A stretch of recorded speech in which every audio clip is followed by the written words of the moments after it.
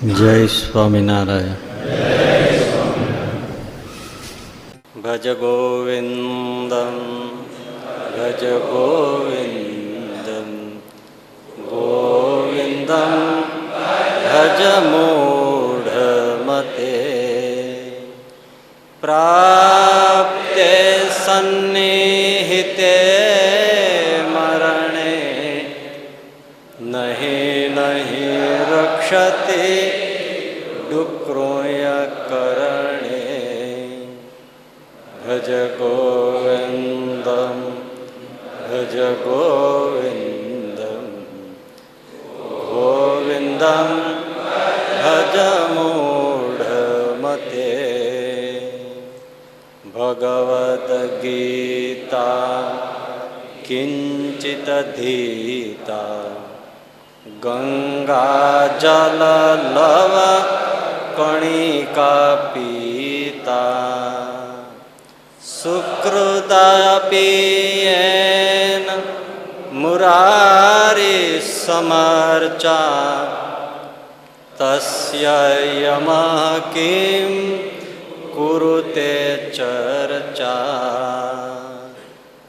ભજ ગોવિંદમ ભજ ગોવિંદમ ગોવિંદમ ભજ મૂઢમતે ભજ ગોવિંદમ ભજ ગોવિંદમ ગોવિંદમ ભજ મૂઢમતે. હવે 18મો શ્લોક. ભગવદ્ ગીતા કિંચિત ધીતા ગંગા જલ લવ કણિકા પીતા સકૃત પીયેન મુરારી સમર્ચા તસ્ય યમઃ કિમ કુરુતે ચર્ચા.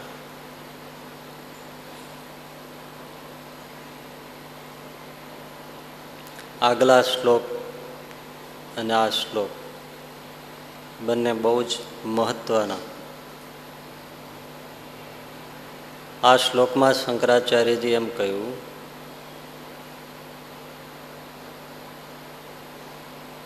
અતિ અદ્ભુત વાત કરી છે. ભગવદ્ ગીતા કિંચિત ધીતા, શ્રીમદ ભગવદ્ ગીતાનું કિંચિત એટલે થોડું પણ, અધીતા એટલે અધ્યયન કર્યું છે. જેણે ભગવદ્ ગીતાનું કિંચિત થોડું પણ શ્રવણ મનન અધ્યયન ચિંતન કર્યું છે. પછી બીજું કહ્યું, ગંગા જલ લવ કણિકા પીતા, જેણે ગંગા જળનું બિંદુ તો ઠીક, બિંદુની બિંદુડી, એક ગંગા જળનો કણ એનોય લવ, એટલું પણ જેણે ગંગા જળ પીધું છે જિંદગીમાં, અને જેણે સુકૃત આપી એકવાર પણ ભગવાનની મુરારીની સમ્યક અર્ચા એટલે પૂજા, એકવાર પણ જેણે ભગવાનની પૂજા કરી છે, શંકરાચાર્યજી કે યમદૂત શું એને હાથ અડાડી શકે છે? એની ચર્ચા કરી શકે? એનું નામ લઈ શકે? વિચાર કરો કેટલો મહિમા, ક્યાંય સાંભળીએ નહીં એવો અદ્ભુત. ગીતા, ગંગા અને ગોવિંદ ત્રણેયનો મહિમા શંકરાચાર્યજીએ અદ્ભુત કહ્યો છે. હદ કરીને એમ થોડું પણ જેણે એકવાર પણ જેણે થોડું પણ ભગવદ્ ગીતાનું અધ્યયન મનન ચિંતન કર્યું, ગંગા જળની એક નાનકડી બિંદુડી પીધી, એક કણ પીધો જિંદગીમાં એકવાર, અને એકવાર જેણે ભગવાનની પૂજા કરી, યમદૂત એની ચર્ચા કરી શકતા નથી. નામ ન લઈ શકે, અડી ના શકે. આ સંપદા ભારત વર્ષમાં છે, બીજે ક્યાંય નથી. બોલો, આ વસ્તુ ક્યાંય. મજાની વાત એ છે, આગલા શ્લોકમાં શું કહ્યું હતું? ગેયમ ગીતા નામ સહસ્ત્રમ. ત્યાં ગેય શબ્દ વાપર્યો હતો. ભગવદ્ ગીતાનું ગાન કરો. અહીંયા શું વાપર્યો શબ્દ? અધીતા, અધ્યયન કરવાની વાત. ઘણા ઓલી ગેયમની વાત આવે તો ત્યાંય પછી ખાલી ગાન કરવાથી શું થાય? એ વક્તાને વિશ્વાસ નથી હોતો, વિદ્વાનોને વિશ્વાસ નથી હોતો કે ખાલી ગાન કરવાથી શું થાય. એમ ગાન તો બધા કરે છે, પોપટ રતન. એટલે પછી ગેયમનો અર્થ કરવા જાય એ શ્લોકનો, તોય પાછા ત્યાંય મનન, ચિંતન, અધ્યયન એવું બધું ગોઠવી જ દે. હજી સુધી એ ચોખ્ખું નથી જુદું પાડતા, પણ બે શબ્દો જુદા જ છે, બે શ્લોક જુદા છે. એટલે આપણે એ વખતે તમને તો યાદ જ છે કે ખાલી શાસ્ત્રો, ભગવદ્ ગીતા એવું જ નહીં, પણ રામાયણ હોય, ભાગવત હોય, વચનામૃત હોય, ભક્ત ચિંતામણી હોય, જે તે ગ્રંથો ભગવાનના ચરિત્રને કહેનારા, જ્ઞાનને કહેનારા, સ્વરૂપને કહેનારા, એનું ખાલી ગાન કરે. ગાન તો એના શું શું ફાયદા થાય છે એ આપણે વિસ્તારથી સાંભળ્યું છે આગલા શ્લોકમાં. ગાન કરે. સંસ્કૃતમાં હોય છે આ બધા શાસ્ત્રો. આપણા સવારના પહોરમાં ઉઠીને એનું ગાન થતું હોય. દામોદર સ્તોત્ર હોય, ભવ સંભવ ભીતિ ભેદનમ સ્તોત્ર હોય, શ્રી વાસુદેવ સ્તોત્ર હોય, જનમંગલ સ્તોત્ર હોય.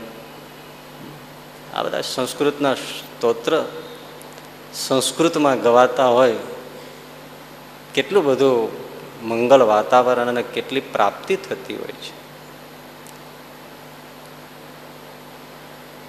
સંસ્કૃત ભાષા એ દેવ ભાષા છે.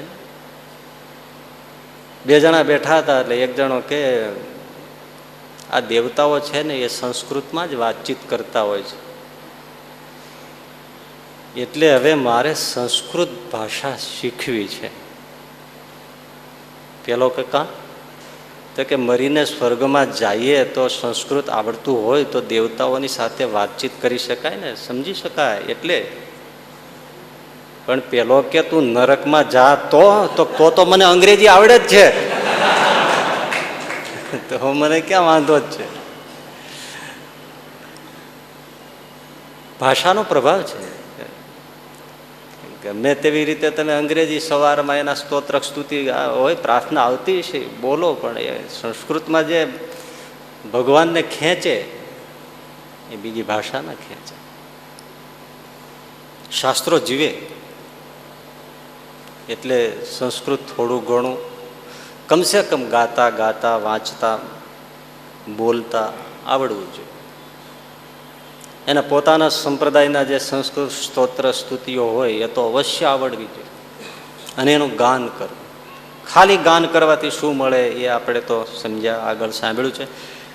અને અહીંયા હવે સાવધાનીથી શંકરાચાર્યજી આ શ્લોકમાં એમ કહે છે કે ભગવદ્ ગીતા કિંચિત ગીતા. થોડું પણ જેણે ભગવદ્ ગીતાનું અધ્યયન કર્યું, મનન કર્યું, ચિંતન કર્યું, યમદૂત એને અડી શકે નહીં, નામ લઈ શકે. ગીતાનો, શાસ્ત્રોનો આટલો બધો મહિમા. પર્ટિક્યુલર ગીતાની વાત કરી છે એટલે ખાસ એ વાત તો આપણે લેવી જરૂરી જ છે.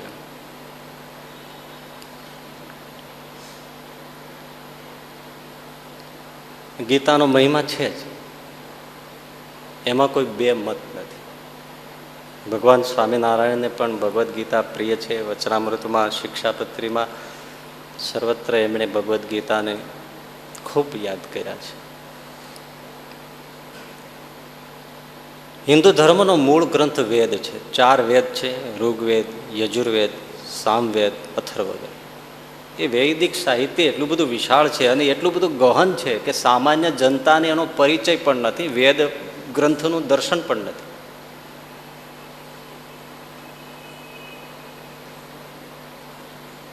પછી આવે ઉપનિષદ. એ વેદાંત છે, વેદનો સાર છે. એમાં ઉપનિષદ વિશેષપણે 108 ઉપનિષદ ગણાય. એમાંય 11 ઉપનિષદ, 11 ઉપનિષદ વધારે મુખ્ય ગણાય. ભાઈ એનો અભ્યાસ કાંઈ બધાને થઈ શકે છે? એક તો સંસ્કૃત ભાષા હોવી જોઈએ, ટ્રાન્સલેટેડ ગમે તેટલું વાંચો પણ એવો કાંઈ અર્ક પકડાય નહીં. આપણે વચનામૃતને પણ ઇંગ્લિશમાં ટ્રાન્સલેશન કરે છે તો ઘણા બધા ભાવ બદલી જાય છે. અને પાછી બુદ્ધિ જોઈએ. વેદ અને ઉપનિષદ સમજવામાં તો કેટલી પ્રખર બુદ્ધિ જોઈએ, સામાન્યનું કામ નથી.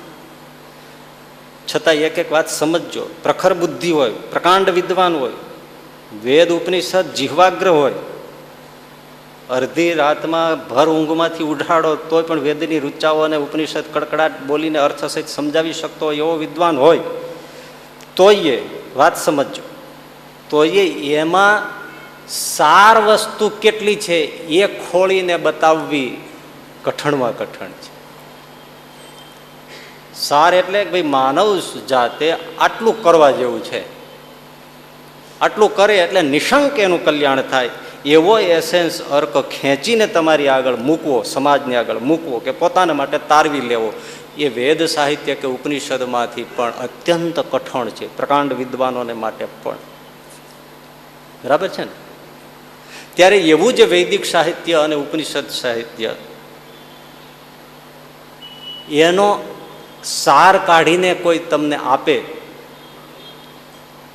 તો કેટલું સહેલું પડી જાય. અને વિદ્વાનો જેને હાથમાં ના આવે એને જ્યારે આવો એસેન્સ અર્ક સાર કાઢીને કોઈ આપે તો એ ખુશ થઈ જાય ને. આખા સાગર એમાંથી આપણને ગાગરમાં કાઢીને આપે, બસ આમાં આવી ગયું બધું. સરળ પણ થઈ ગયો અને રસ્તો પણ ક્લિયર થઈ ગયો. આપણે શબ્દ વાપરો શું? નિશંક કલ્યાણ થાય. કારણ કે વેદ અને ઉપનિષદમાંથી એવું પણ સમજાય કે કદાચ બીજે રસ્તે પણ ચડી જાય. કેવળ કોરા કર્મકાંડમાં જતો રહીએ તો ભારત વર્ષમાં એવું થયું ત્યારે એ પણ ભારરૂપ થયા હતા. સાર પકડવો કઠણ. તો વેદ ઉપનિષદ કલ્યાણકારી, એમાં કોઈ શંકા નહીં, પણ એનો સાર નિષ્કર્ષ કલ્યાણદાયી કાઢવો બહુ કઠણ. ત્યારે એ કલ્યાણદાયી એવો સાર કાઢી અને આપણી સામે મુકાયો, એનું નામ શ્રીમદ ભગવદ્ ગીતા. એનો સાર. અને પાછો એ સાર તારવીને કહેનાર કોણ? સ્વયં ભગવાન શ્રી કૃષ્ણ. હવે પછી શું? સર્વો ઉપનિષદો ગાવો દોગ્ધા ગોપાલ નંદન. સર્વ ઉપનિષદ છે એ ગાવહ ગાય છે, ગાયો છે. અને દોગ્ધા એટલે દોહન કરનાર. દોગ્ધા એટલે દો ગધા નહીં, દોગ્ધા એટલે દોહનાર. કોણ છે? ગોપાલ નંદન શ્રી કૃષ્ણ છે. સર્વ વેદ ઉપનિષદ સાહિત્ય છે એ ગાય છે અને એમનો દોહન કરનારા ભગવાન શ્રી કૃષ્ણ છે. અને જે દોહન કરી અને એ અમૃત જેવું દૂધ પીવડાયું અર્જુનને, એ સારનું નામ છે શ્રીમદ ભગવદ્ ગીતા. 18 અધ્યાય, 700 શ્લોક. વેદ સાહિત્યનો કોઈ પાર નહીં, ઉપનિષદો પણ વિશાળ. એમાં 700 શ્લોકમાં 18 અધ્યાયમાં પાઠ કરો તો 2.5-3 કલાકમાં થઈ જાય. અને આટલો અનુપમ કલ્યાણદાયી સાર એ શ્રીમદ ભગવદ્ ગીતા છે. બેશક એ તો समझ की बात है भाई, न समझे तो क्या समझे. જો કર્મ યોગની એટલે કે કર્મ કરવા વિશે વાત વેદ ઉપનિષદમાં કહેવાય જ છે, નથી કહેવાણી એવું નથી. ઉપનિષદ હોય તો ઈશાવાસ્ય ઉપનિષદ હોય તો માનો કે એમાં તરત બીજા મંત્રમાં વાત આવે, કુર્વન્નેવે કર્માણી જીજીવિષેત શતમ સમાહા. 100 વર્ષ સુધી કર્મ કરતા કરતા જીવો એવી ઈચ્છા કરો. 100 વર્ષ જીવવાનું બધા કહો છો, પણ એમ નહીં. કેમ? કુર્વન્ને વે હે કર્માણી. કર્મ કરતા કરતા તમે 100 વર્ષ સુધી જીવો એવી ઈચ્છા કરો. કર્મનો મહિમા કયો? કર્મ સભર 100 વર્ષની આયુનો મહિમા કયો ઉપનિષદે? એવી રીતે ઉપનિષદ વેદ સાહિત્યમાં કર્મની આખી વાત કહેલી જ છે. પણ હવે ગીતાની હથરોટી તમે જુઓ. શ્રીમદ ભગવદ્ ગીતા કહે છે કર્મ કરવા વિશે, કર્મ યોગ વિશે. કેવી સુંદર. અર્જુનજી જ્યારે એમ બોલ્યા કે પ્રભુ મારે લડવું નથી, મારે યુદ્ધ કરવું નથી, મારે સાધુ થઈ જવું છે, સંન્યાસી થઈ જવું છે, હું રીતસર એમ જ બોલે છે ને, મારે ભિક્ષા માગીને જીવન પૂરું કરી દઈશ, પણ મારે આ કંઈ પાપ કર્મ કરવા નથી, આમાં બહુ દોષ છે, એટલે મારે બધું છોડી દેવું છે. રણ મેદાન છોડવાની જ વાત છે ને. ભગવાન શ્રી કૃષ્ણે કહ્યું, અર્જુન તું મને એ બતાવ કે એવું કયું કર્મ છે કે જેમાં દોષ થોડો ઘણો પણ ન હોય. કાંઈક ને કાંઈક દરેક કર્મમાં થોડો ઘણો દોષ છે જ એમ. એક હિંસારૂપી દોષ લ્યો તો એવું કયું કર્મ છે જેમાં હિંસા ન હોય? હોવાનો જ થોડા ઘણા દોષ. એટલે શું છોડી દેવાનું બધું? ભગવાન શ્રી કૃષ્ણ સમજાવે છે, જો હથરોટી જોઈજો તમે. અને અર્જુન બે ટૂંક વાત કરે છે ભગવાન. અર્જુન કર્મ છોડવાની જે એ કોઈ વાત કરતો હોય કે મારે કર્મ છોડી દેવું છે, તો એના જેવો કોઈ મૂઢ નથી, દંભી નથી, પાખંડી નથી. કારણ કે એના જેવું કોઈ મોટું જૂઠ પણ નથી કે મારે કર્મ નથી કરવું એવું કહેનારો, મેં કર્મ છોડી દીધા છે. કારણ કે બહુ સરસ વાત, એક ક્ષણ માટે પણ કોઈ જીવ પ્રાણી માત્ર, મનુષ્ય નહીં, જીવ પ્રાણી માત્ર એક ક્ષણ માટે પણ કર્મ કર્યા વગર કોઈ રહી શકતું જ નથી. હવે એ કર્મ છોડવાની વાત કરે એનાથી બીજો મૂઢ કોણ? અને તું એમ કહે છો કે મારે બધું છોડી, આ દોષયુક્ત કર્મ છોડી અને મારે સંન્યાસી થઈ જવું છે, તો તારા જેવો પણ કોઈ મૂઢ નથી. અર્જુન, કર્મ છોડ્યું છોડાતું જ નથી, કોઈ ન છોડી શકે. આ તારું શરીર છે ને અર્જુન, એ કંઈ કર્મ કર્યા વગર ટકતું નથી. સમજાવટ જુઓ તમે, સમજાય તો તમને આમ દીવા થઈ જાય એવી વાત છે કે આ તારું શરીર છે એ પણ કર્મ કર્યા વગર ટકતું નથી. અને તું એમ કે હું કર્મ છોડી દીધા છે. તમે ખાઓ એ કર્મ છે, પાણી પીઓ એ કર્મ છે, નથી? એ ભાઈ કેટલી હિંસાઓ છે ને બધા દોષ લાગેલા છે. બોલો, કેટલાય બેક્ટેરિયા હશે જ ખોરાકમાં, પાણીમાં. અને પાણી પીવું, ખાવું એ પણ એક કર્મ જ છે ને. કર્મ એટલે ક્રિયા કરવી. શ્વાસ લેવો કર્મ છે, ઊંઘી જવું એ પણ કર્મ છે. ઘોર સુષુપ્તિ કર્મ છે અર્જુન. અરે સ્વપ્ન જોવું એ પણ કર્મ છે અર્જુન. કોઈ કદાચ શરીરથી એમને મૂઢ થઈને બેસી જાય તો મનમાં ચિંતન કરશે, એ કર્મ છે. કર્મ છોડીને ક્યાં જવાના? છૂટે જ નહીં કર્મ. કર્મ વગર જીવન નથી. માટે અર્જુન, સારી શ્રેષ્ઠ વાત એ છે કર્મ છોડવાની વાત ન કરાય માય ફ્રેન્ડ. એમના તો સખા હતા ને બંને ન છોડવાની વાત ન કરાય. કર્મ કઈ રીતે કરવું એ તું શીખી લે. બસ કર્મ કરો, પણ કર્મ અને કર્મના ફળમાં આસક્તિ રહિત થઈને અર્જુન કર્મ કરો. બસ આ શ્રેષ્ઠ. જો બહુ ટૂંકમાં કહી દેશે ભગવાન, કર્મમાં પણ આસક્તિ નહીં. તમે વિચાર કર્યો કે મારે પેટ્રોલ પંપ નાખવો છે, મને સરકારીની ઇજાજત આપે, મંજૂરી આપે, પરમિશન આપે, પણ ન મળી, અને જો તમે દુઃખી થાવ તો એ કર્મની આસક્તિ થઈ. હતી ઈચ્છા, ધંધો થાય ન થાય તો ભગવાનની મરજી, તો એ અનાસક્ત છે. એટલે કર્મની પણ અનાસક્તિ અને પરિણામની પણ, ફળની પણ અનાસક્તિ. તમે ધાર્યું હોય કે પેટ્રોલ પંપ મળી ગયો, પણ તમે માન્યું હોય કે મહિને મને લાખનો પ્રોફિટ થવો જોઈએ, ન થાય, ખોટ જાય, કદાચ ગમે તે થાય, તો પણ રાજી. વધુ મળે તોય રાજી, ઓછું મળે તોય રાજી, ન મળે એવી રીતે અનાસક્ત થઈને કર્મ અને કર્મના ફળમાં રહીને કર્મ કરવું. અર્જુન, આ બાબત શીખવા જેવી છે. યોગ કર્મ શું કૌશલમ, કર્મ ચોંટે નહીં એવી રીતે કર્મ કરવું, એનું નામ જ યોગ છે. કેવી વાત! ખોળવા જાય સાર મળે, લ્યો ગોતો. ગમે એટલા વૈદિક ઉપનિષદ સાહિત્ય ખોળી લ્યો, યોગ કર્મ શું કૌશલમ શબ્દ નહીં મળે. આ કાનજી મહારાજ લઈ આવ્યા. આ યોગ કર્મમાં કુશળતા મેળવો કે તમને એ કોઈ જન્મ મરણના ચક્રમાં કે દોષમાં ક્યાંય તમને નાખે જ નહીં, એવી રીતે કર્મ કરો. અનાસક્ત થઈને કરો. વાત જોજો. છતાંય અર્જુન, હું તને ઓપ્શન આપું, અથવા ન થઈ શકે આવી રીતે અનાસક્ત ભાવે કર્મ, બધાથી તો ન થાય, ન થઈ શકે અનાસક્ત ભાવે, તો કર્તવ્ય કર્મ કરો ને, બીજા રહેવા દો. તમારે ભાગે જે આવી પડેલું કર્મ છે, કર્તવ્ય છે, પિતાનું પિતા તરીકેનું, પુત્રનું પુત્ર તરીકેનું, સૈનિકનું સૈનિક તરીકેનું, શિક્ષકનું શિક્ષક તરીકેનું, ડૉક્ટરનું ડૉક્ટરનું તરીકેનું, જે કર્મ આવ્યું છે ભાગે પોતાને, કર્તવ્ય કર્મ. અને કર્તવ્ય કર્મ નિયતમ કર્મ કુરુ અર્જુન. તારા માટે નક્કી થયેલું કર્તવ્ય કર્મ કર.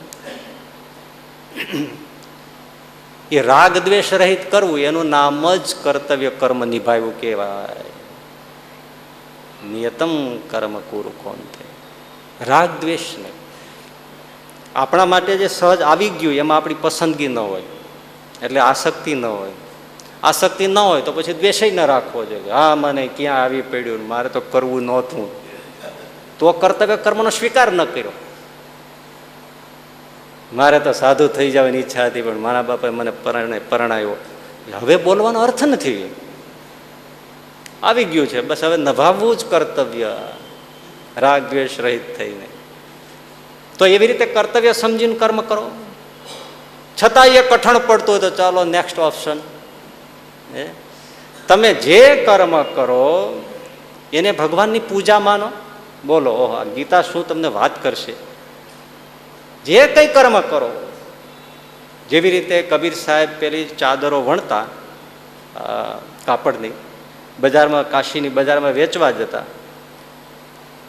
તો કોઈ પણ ગ્રાહક આવે એને કે બોલો રામ, કઈ લેવી છે, કેટલામાં પોસા છે, લ્યો રામ, આ ઓઢો રામ. મારા રામ જ ઓઢે છે, હું મારા બધા રામને માટે જ ચાદર બનાવું છું. રામ જ ગ્રાહક છે, બનાવનાર પણ રામ જ છે, પહેરનાર પણ રામ છે. એટલે જે કર્મ કરો ભગવાનની પૂજા માનીને કરો.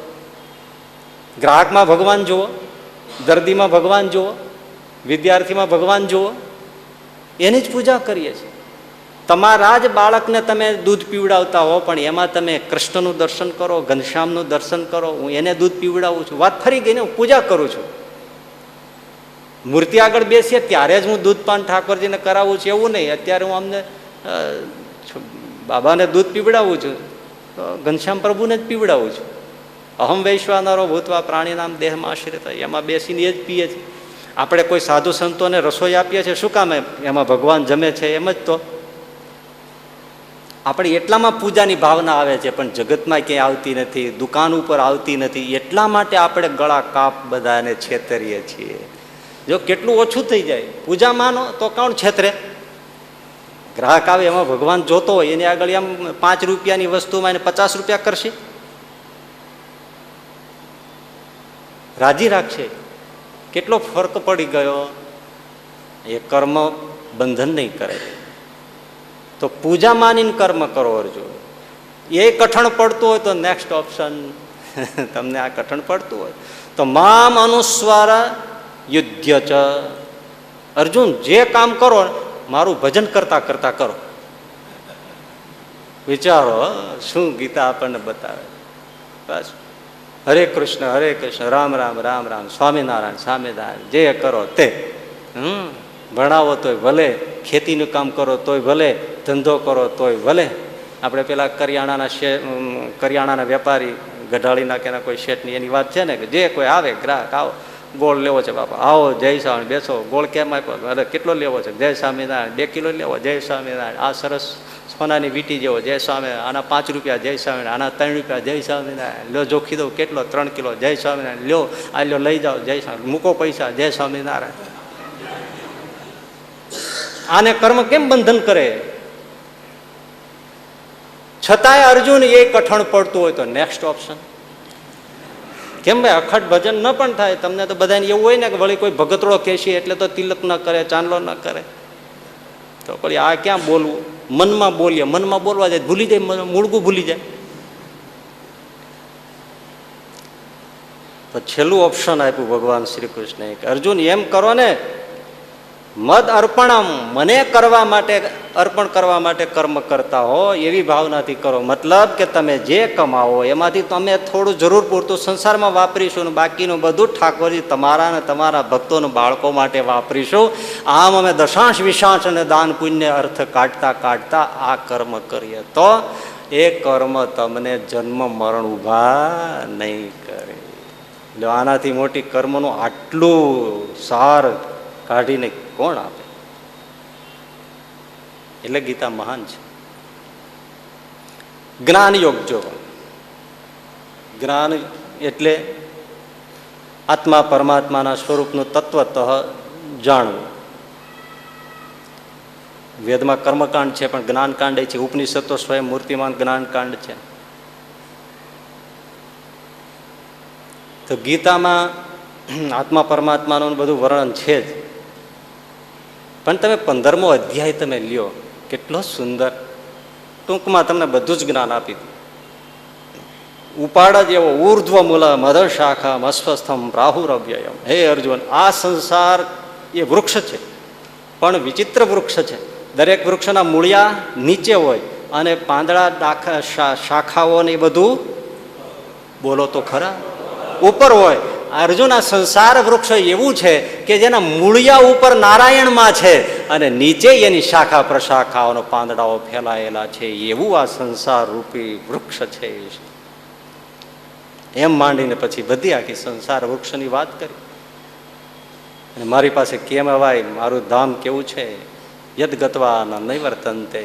પણ ક્યારે પહોંચાય કે નિર્માણ મોહા જીત સંગ દોષ, આ બધા દ્વંદ્વોથી રહિત થઈ જાય, આસક્તિઓ છૂટી જાય, કામનાઓ છૂટી જાય, મોહ છૂટી જાય, તો અર્જુન મારી પાસે આવે. અને ત્યાં આવ્યા પછી એ ક્યારેય પાછો પડતો નથી. તો આત્મા કેવો છે? આત્માનું સ્વરૂપ, ઓલો જગતનું કયું, આત્માનું કયું કેવું? મમેવાંશો જીવલોકે જીવભૂતા સનાતન. અર્જુન, આત્મતત્વ સ્વરૂપતઃ સનાતન છે, પણ મારી શક્તિનો એમાં અંશ છે. હું સર્વજ્ઞ છું, એ અલ્પજ્ઞ છું. શક્તિની દ્રષ્ટિએ અંશ છે, એવો એ મારો અંશ, અણુરૂપ એવો જીવ છે. અને પુરુષોત્તમ તો દ્વાવિમો પુરુષો લોકે ક્ષરશ્ચાક્ષરી એવ છે. અક્ષર અને અક્ષરી બંનેથી પર છે એવા ઉત્તમ પુરુષ એ પુરુષોત્તમ છે. એક જ અધ્યાયમાં આ બધું જ્ઞાન સારમાં સારભૂત આપી દીધું. આ એસેન્સ કહેવાય. પણ એનાથી મીઠી વાત એ છે કે વેદ ઉપનિષદ જે બ્રહ્મ તત્વને ઓળખવાની વાત કરે છે એ બ્રહ્મ તત્વ સ્વયં સાકાર પ્રગટ રૂપે અર્જુન સામે વાત કરે છે. એ ગીતાની રોચકતા છે. એ કૃષ્ણ જે બ્રહ્મ, એ તો એની સામે વાત કરે છે. વેદ ઉપનિષદમાં એ ઉદ્ધાર બ્રહ્મ છે, અર્જુનની સામે એ બ્રહ્મ વાતો કરે છે.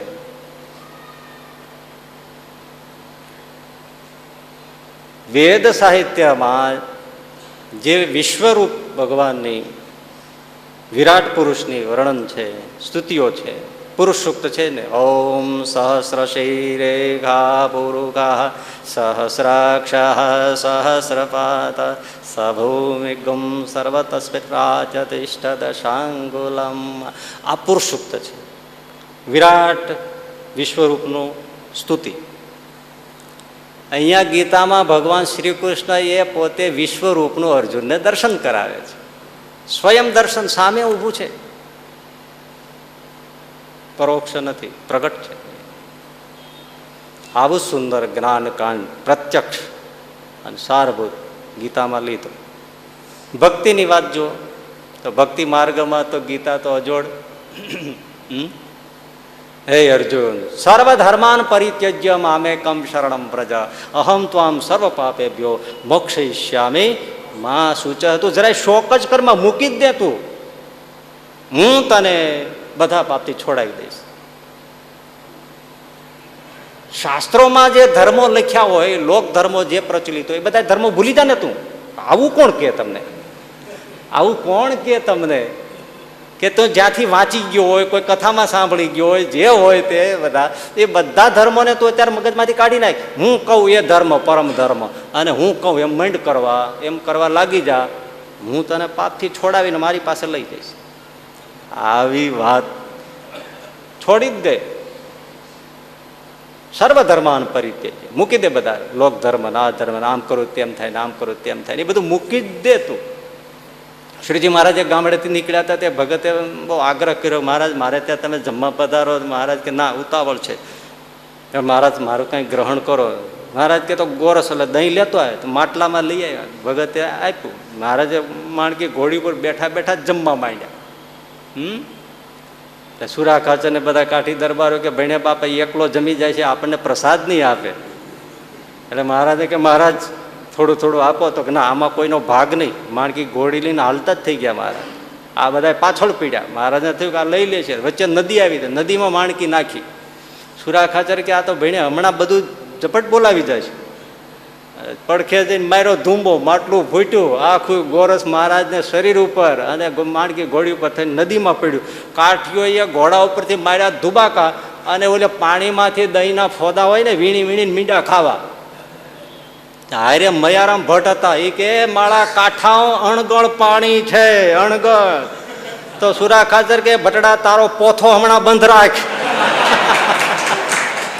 એ અણગળનો હિસાબ પછી સમજી લેશું. એ ગાળેલો ન ગાળેલો અહીંયા વાત કરવા રહી તો પ્રસાદ વિયો જાય.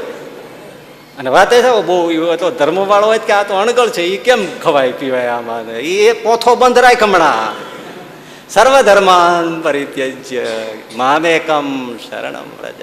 જુનાગઢમાં આપણે નારાયણદાસ સ્વામીની વાત કરીએ છીએ ને, એ પેલા કડિયા, કાનજીભાઈ કડિયા કે ટાંકી બનાવતા હતા, અને એકાદશીનો દિવસ ને નારાયણદાસ સ્વામી કે ભગત એકાદશી છે, કંઈ જમી લ્યો. તો કે ના સ્વામી, હું તો નિર્જળા કરું છું, સમજણો છો ત્યારથી હું નથી કાંઈ. વળી પાછું કીધું નારાયણદાસ સ્વામી, ભગત એકાદશી છે, બળનું કામ કરું ઊંચી, આટલું બધું, આ બધું અમને સાધુથી થોડુંક ઓલું લાગે, કે તમે થોડુંક કંઈક જમી લ્યો. સ્વામી રાજી રહ્યો, મને કોઈ કઠણ પડતું નથી. તમારી વાત સાચી, તમારી દયા સાચી, બધી વાત સાચી, પણ મને કઠણ નથી પડતી. હું તો પહેલેથી એકાદશીનો ઉપવાસ કરું છું. રમતા રમતા સ્વામી થઈ જાય મને, એટલે મને એની ચિંતા નથી. ત્રીજી વાર સ્વામીએ કીધું, ભગત થોડુંક કંઈ જમી લ્યો તો સારું. અને કડિયાએ ચુનાવડું મૂકી દીધું. ભાઈ જિંદગી ભરના આવી રીતના વ્રત યોગીઓ છોડી ન શકે, સાધુ ન છોડી શકે. એને પકડી લીધો કે મારે ચાંદ્રાયણ કરવું છે, પછી એનો હગો ગુરુ ક્યાંક મૂકી દે તો કે ના ગુરુ, એ નહીં મુકાય. ગુરુ કરતા વ્રત મોટા હોય, પોતાનો મતમોહ મોટો હોય, ન છોડે. કે ચુનાવડું મૂકી દીધું. સમજણથી 45 વર્ષથી જે નિર્જળા કરતો હોય, પાણી બુંદ ન પીએ 24 કલાક. અને એને કે તમે આવી જાઓ જમવા, ફરાળ કરવા આવી જાઓ, તમે ઉતરી ગયા નીચે, હાલો સામે. વાહ, ધન્યવાદ દેવા પડે. સર્વધર્માન પરિત્યજ્ય મામેકમ શરણમ વ્રજ. આવો સાધુ બોલે છે, એમાં દોષ ન હોય, એ ઓળખી લેવો, નહીં તો બાકી તો બધા ભંગાવા ઘણા બેઠા હોય. હા, એ તો તમને ગરગાવી દે ને પરિણાવી દે એવાય હોય, એટલે જોજો પાછા. ઓળખવા જોઈએ સાધુ, ઓળખ્યા પછી થાય વાત. નહીં તો તમે કયો સાધુને આજ્ઞા માનીએ છે એમ રેવા દેજો. સર્વધર્માન પરિત્યજ્ય. આવીને ભંડારે લઈ ગયા ભગતના ચોકામાં, એ પેલા મિસ્ત્રીને બેસાડ્યા, થાળી મૂકી. નારાયણદાસ સ્વામી ભગતને મનમાં શું હોય કે હા, મોરૈયા સાંબાનો ખીચડી મૂકશે, બટાકાનું શાક મૂકશે, છાશ મૂકશે, બીજું તે દી ક્યાં હતું કાંઈ લાવશે. તો સ્વામી રાજી રાખવા માટે જે મૂકે એ એકવાર આપણે પ્રેમથી જમી લેશું, પાણી પી લેશું, બસ સ્વામીને રાજી રાખવા. મોરૈયાની ખીચડી ને શાક ને છાશ હશે, જમી લેશું. એટલે ભગત ધૂન કરે છે, માનસિક કરીને તો આવ્યા છે. અને આવ્યા સ્વામી ચૂરમાના લાડુ લઈને આવ્યા. ભાઈ એકાદશી એ જમાનો, આજે વાત હોય તો અલગ છે. સારું કર્યું સ્વામી, તમે રસ્તો સારો બતાવ્યો આજ. આવું હોય ત્યારે આ લાડુ જમાય બહુ સારો રસ્તો કાઢી દીધો. એ જમાનો એવા ભક્તો પાછા હે કે સ્વપ્નમાં જો ભોજનનો સ્વપ્ન આવી જાય તો એકાદશીનો ઉપવાસ ભાંગી ગયો એમ પાપ માને, એવા બહુ ગજબ છે ચૂરમાના લાડુ. પણ ભગતનો શ્વાસે હલ્યો નહીં, આમ ન થયું. વાહ, આવો સાધુ આજ મને એને હાથે આ, વાહ મારા પ્રભુ, કેટલો મારા ઉપર ઠાકોરજી રાજી, કેવો ગુરુ રાજી થયો હશે.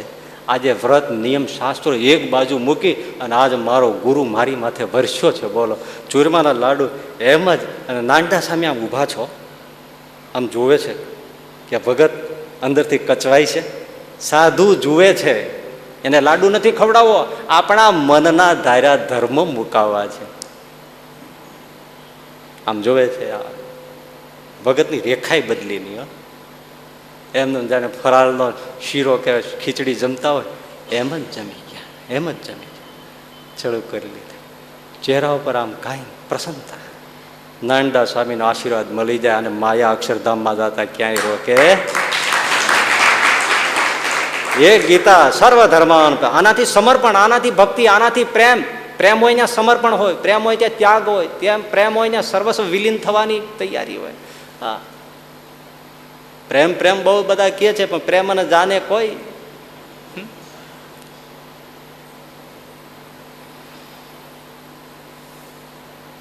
અને ભગવાન એમ વારે વારે કે અર્જુન, હે અર્જુન, મન મના ભવ મદ ભક્તો મદ જ્ઞાજી મામ નમસ્કુરુ યદ કરોસી યદ અસ્નાસી યદ જુહોસી દદાસી યદ તપસ્યસી હે કૌંતેય તદ કુરુસ્વ મદર્પણમ. અરે તું જે યજ્ઞ કરે, દાન કરે, તપ કરે, વ્રત કરે, અર્જુન તું જે ખાય, જે પીએ એ બધું મને અર્પણ કરી દે.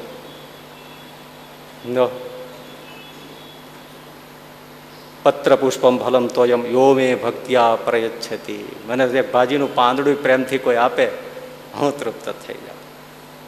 અનનશ્ચિંત્યંતા મામ યોજના પર્યુપાસતે.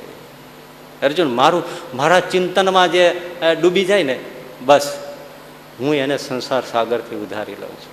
એને મને બહુ પ્રિય છે અને મને પ્રેમ કરે છે અને બીજા કોઈને જે પ્રેમ કરતો નથી, અર્જુન એ મને બહુ પ્રિય છે. અને જો અર્જુન, આ મેં તને છે ને એ સખા આ વિશ્વરૂપ દેખાડ્યું ને, હા, એ ઊંધા થઈ જાય ને તોય દેખાય નહીં. યોગીઓ જ્ઞાનીઓ આમથી આમ થઈ જાય ને તોય દેખાય નહીં. પણ અનન્ય ભાવે અવ્યભિચારી એવી અનન્ય પતિવ્રતા એવી ભક્તિથી મારું જે સ્મરણ કરે એને અર્જુન હું નજર સામે આવીને ઉભો રહું છું. દ્રષ્ટુમ જ્ઞાતુમ પ્રવેષ્ટુમ શક્ય.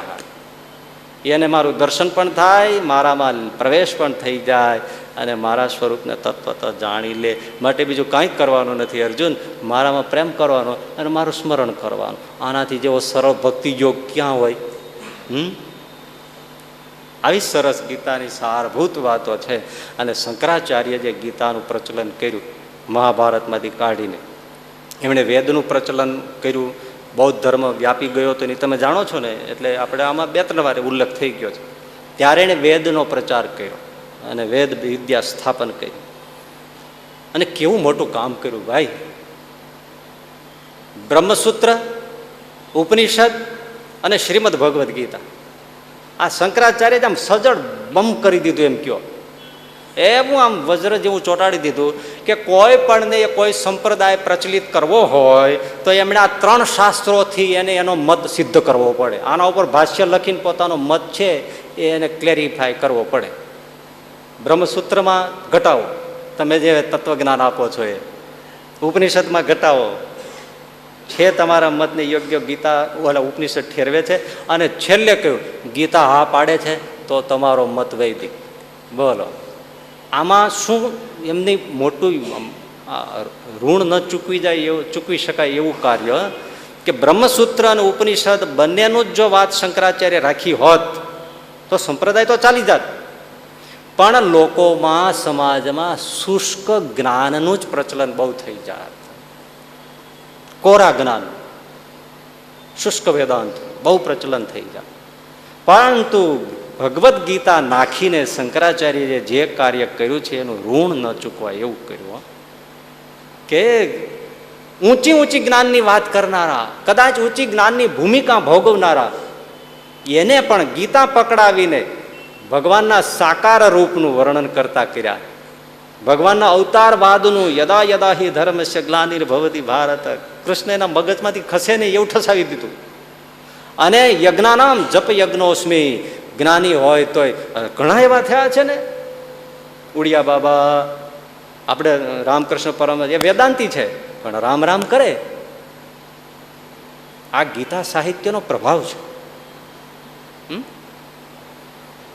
કરપાત્રીજી મહારાજ ને એવા કેટલા બધા થયા વિદ્વાનો, જેને વેદાંત એટલે પ્રખર વેદાંતિઓ બધા. પણ ગીતા આવે ત્યારે એનું બ્રહ્મ જ્ઞાન છે ને એ ભક્તિમાં લીન થવા માંડે. એટલે ભક્તિ રસને જે ટકાવી દીધો એ આ ગીતાનું પ્રચલન કરીને બહુ મોટું કામ કર્યું. શુષ્ક જ્ઞાનમાં સમાજ પડ્યો રહે એને ભગવાન શંકરાચાર્યજીએ ગીતાથી રસયુક્ત, ભક્તિયુક્ત, ભગવાનના શરણ અને જપ કરતા કર્યા. વેદાંતી હોય હો પણ હરે કૃષ્ણ કરતા દેખાય. હશે થોડા ટકા એવા છે કે જે હાવ શુષ્ક આજે કોરા રહી ગયા છે, એવા હોય. પણ મોટું યોગદાન ગીતાનું ભક્તિ રસથી સભર કરી દીધો, સમાજને રાખી દો. પછી તો વલ્ભાચાર્યજી આવ્યા, ભાગવતનું પ્રચલન થયું, બધી વાત બરાબર છે. પણ જ્ઞાનીઓ માટે આ ભક્તિ રસ પાનાર એ શ્રીમદ ભગવદ્ ગીતા છે. આવડું મોટું યોગદાન છે. હવે ભગવદ્ ગીતા આવું શાસ્ત્ર તમે જાણો છો, એને શ્રીજી મહારાજે પ્રિય ગ્રંથ ગણ્યો છે. અને એના ઉપર રામાનુજાચાર્ય લખેલું ભાષ્ય ભગવાન સ્વામિનારાયણ શિક્ષાપત્રીમાં કહે એ અમારું અધ્યાત્મ શાસ્ત્ર છે. પણ ભાઈ આ બધી મેં તમને વાત કરી એ ગીતામાં છે જ, પણ એને કોઈ ખોલે તો ને. એવી જ વાતો વચનામૃતમાં હોય પણ કોઈ ખોલે તો ને. હે સાહેબ, કોઈ ખોલે તો નીકળે ને. એક જણો છે ને, બહુ તમને આમ આશ્ચર્યકારી વાત કરું. આ પુસ્તકના સ્ટોરમાં ગયો એક જણો. ત્યાં જઈને કે શોપકીપરને, દુકાનદારને, મને 50 પુસ્તકો આપો. આ બનેલી વાતો મુંબઈમાં. અને પેલો દુકાનદાર કે તમે નામ આપો, તમારે ક્યાં ક્યાં 50 પુસ્તકો જોઈએ છે. પેલો કે 5 લીલા રંગના પૂઠાવાળા, 5 લાલ રંગના પૂઠાવાળા, 5 કાળા રંગના પૂઠાવાળા, 5 સફેદ રંગના પૂઠાવાળા, 5 લીલા રંગના પૂઠાવાળા, 5 બ્લુ રંગના પૂઠાવાળા, 5 પિંક કલરના પૂઠાવાળા. પેલો દુકાનદાર તો જોઈ રહ્યો કે તમે આવું કેમ કહો છો? તો કે મારે તો આલમારી શણગારવી છે, શોકેસ શણગારવો છે પુસ્તકનો. અંદર શું છે એ મારે કઈ લેવા દેવા નથી. જે આવે એને એમ થાય કે બહુ ધાર્મિક માણસ છે, અને આમ શો લાગવો છે કલરના પટ્ટાથી. એટલે આ જુદા જુદા રંગના મને 5 એવા પુસ્તકો આપો. બાહ્ય રંગ સરસ લાગે, શેડ લાગે કલરનો. શું કેવું આ લોકોને? એટલે ઘણાના ઘરમાં પુસ્તકો પડ્યા હોય પણ ખોલે તો ને.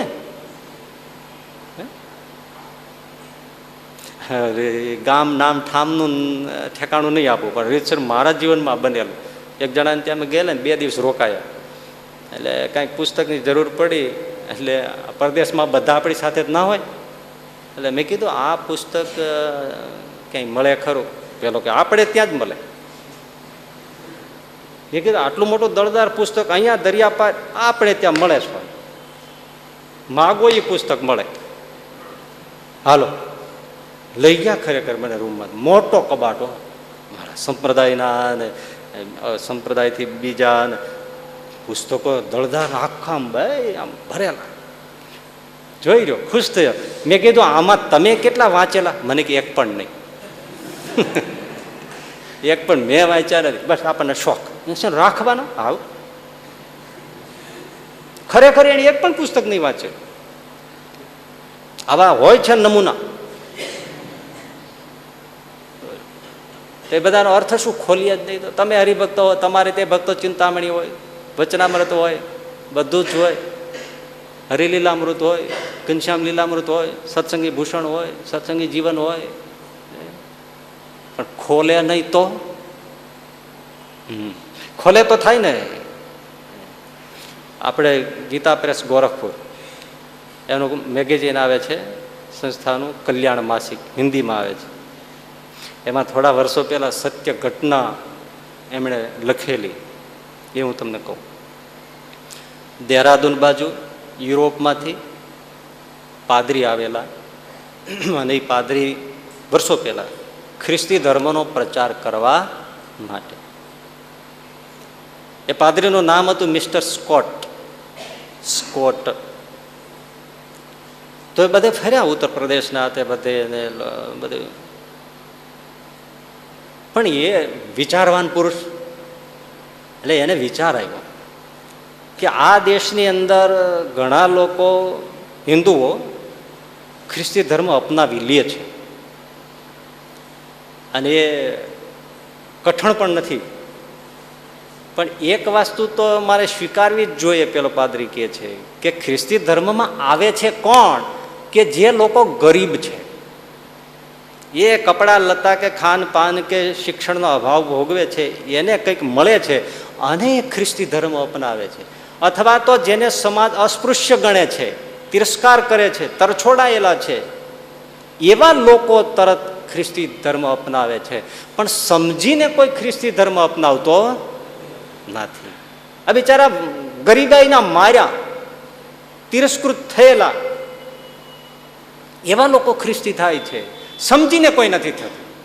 આ માણસ પ્રામાણિક, એટલે એને થયું કે મારે લોકોને એવી રીતે ખ્રિસ્તી ધર્મ અપનાવવાનો છે કે જે મારા ખ્રિસ્તી ધર્મની ખૂબીઓ જાણીને ખ્રિસ્તી ધર્મ અપનાવે. એટલે ભણેલા ગણેલા લોકો આવે, આ તો ગરીબ લોકો આવે છે. એટલે એમણે શું કર્યું? બાઇબલમાંથી ઉત્કૃષ્ટ વિચારો હોય ને, ખૂબીઓ, શ્રેષ્ઠ વિચારો જે આપણને હલાવી નાખે, માનવ જાતને વિચાર કરતા મૂકી દે. બૌદ્ધિક માણસ હતો, વિચારવાન હતો, વેલ એજ્યુકેટેડ પર્સન હતો, અને ભણેલાઓને આવી રીતે મારે ખ્રિસ્તી ધર્મ સમજીને અપનાવે એવી એને તમન્ના જાગી કે આ ગરીબાઈનો લાભ એ ખોટી વાત છે. એટલે એમણે ઊંચી ઊંચી વાતો ખોળીને ભણેલા ગણેલા લોકો આગળ એમણે ખ્રિસ્તી ધર્મની વાતો કરવા માટે.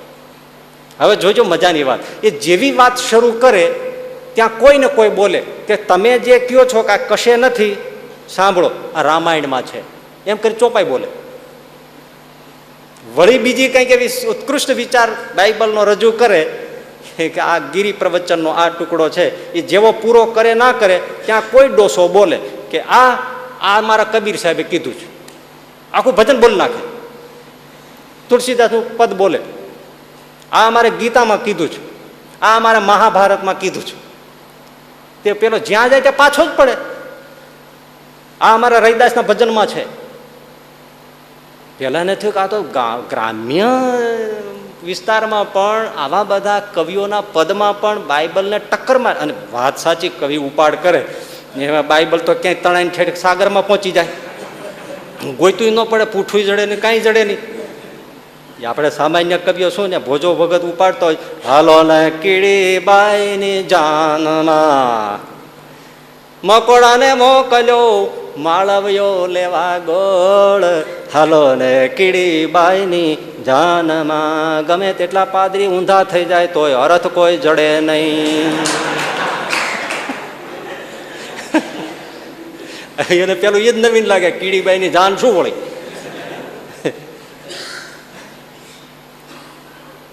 ગજબ છે. અને કબીર સાહેબની ઉલટવાણીમાં તો એ કોઈ ભલભલા ગોથા ખાઈ જાય. નાવ મેં નદિયા સમાય, લે હાલે કઈ વાત. नाव में नदिया में नाव समाए, नाव में नदिया समाई, पानी में मीन पियासी, पानी ना सागर में सरोवर में माछलू तरस्यु, पानी में मीन पियासी. गोथा मारे तो अर्थ जड़े.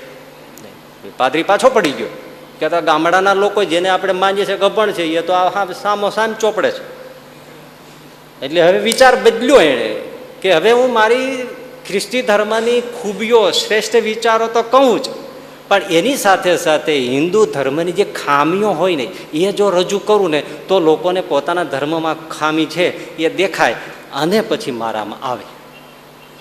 માણસ પ્રયત્ન કેવો કરે છે જુઓ. એટલે પછી એને વિચાર થયો કે હિન્દુ ધર્મની ખામીઓ મારે ખોળવી કેવી રીતે? હિન્દુ ધર્મના ગ્રંથોનો અભ્યાસ કરવો પડે. એટલે જેને તેને પૂછે કોઈ હોય ને મિત્રાચારી, તો કે હિન્દુ ધર્મનો અભ્યાસ કરવા માટે શું કરવું? તો કે હિન્દુ ધર્મનો ગ્રંથ તો મૂળ વેદ છે, એટલે વાંચ. હવે એમાં ટપ્પો પડે નહીં. સહસ્ર શીર્ષા લખ્યું હોય પણ બોલવા જાય તો ઓમ સહસ્ર શીર રેખા, એટલે રેખા ક્યાંથી નીકળી? અહીંયા આમાં શીર્ષા લખ્યું છે, રેખા નીકળે. એ તો વેદ સાહિત્ય છે, ગોથા મારી જાય કઈ ખબર પડે. અને સંસ્કૃત તો એને હોય નહીં, તો ઉપનિષદમાં કઈ ટપ્પો પડે નહીં. એટલે કોઈ કીધું સાહેબ તમે એ રહેવા દો, તમારે હિન્દુ ધર્મનો અભ્યાસ કરવો હોય ને તો એને સારભૂત ગ્રંથ છે શ્રીમદ ભગવદ્ ગીતા, એને વાંચી લ્યો એટલે તમને હિન્દુ ધર્મ સમજાઈ જાય. એમ? હા, એ પાછું ઇંગ્લિશ ટ્રાન્સલેટેડ એને કોઈ આપ્યું. સંસ્કૃતમાં તો પડે જ નહીં, કઈ ખબર પડે નહીં.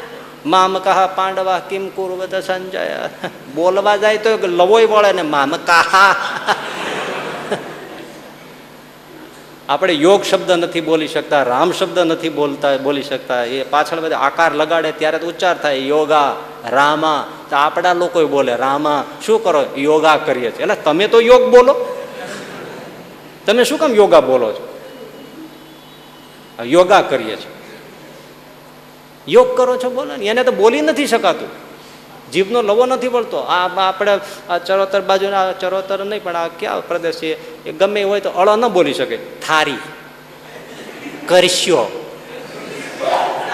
ગોરો. થારી, કરશ્યો, ગોરો. ગોળો ન બોલી શકે, ગોરો. અને ક્યારેક ક્યારેક તો એવું કરી મૂકે તમે વાત મૂકી દો. એક જણો એને કહેતો હતો કે હું તમારે ઘેરે ગયો ત્યાં તમારા ભાઈ મર્યા. એને કેવું તું મળ્યા, હું તમારે ઘેરે ગયો ત્યાં તમારા ભાઈ મર્યા, પછી હાલ્યો આવતો તો ત્યાં સામે તમારા ભાભી મર્યા. તમે અહીંયા ચોરે મને મળ્યા તો તમે મર્યા, તો મારે તો મેર મરી ગયો. કે કેટલાને માર્યા એને.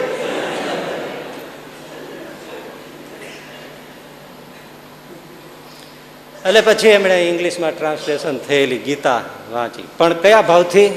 ખોટ ખોળવી છે.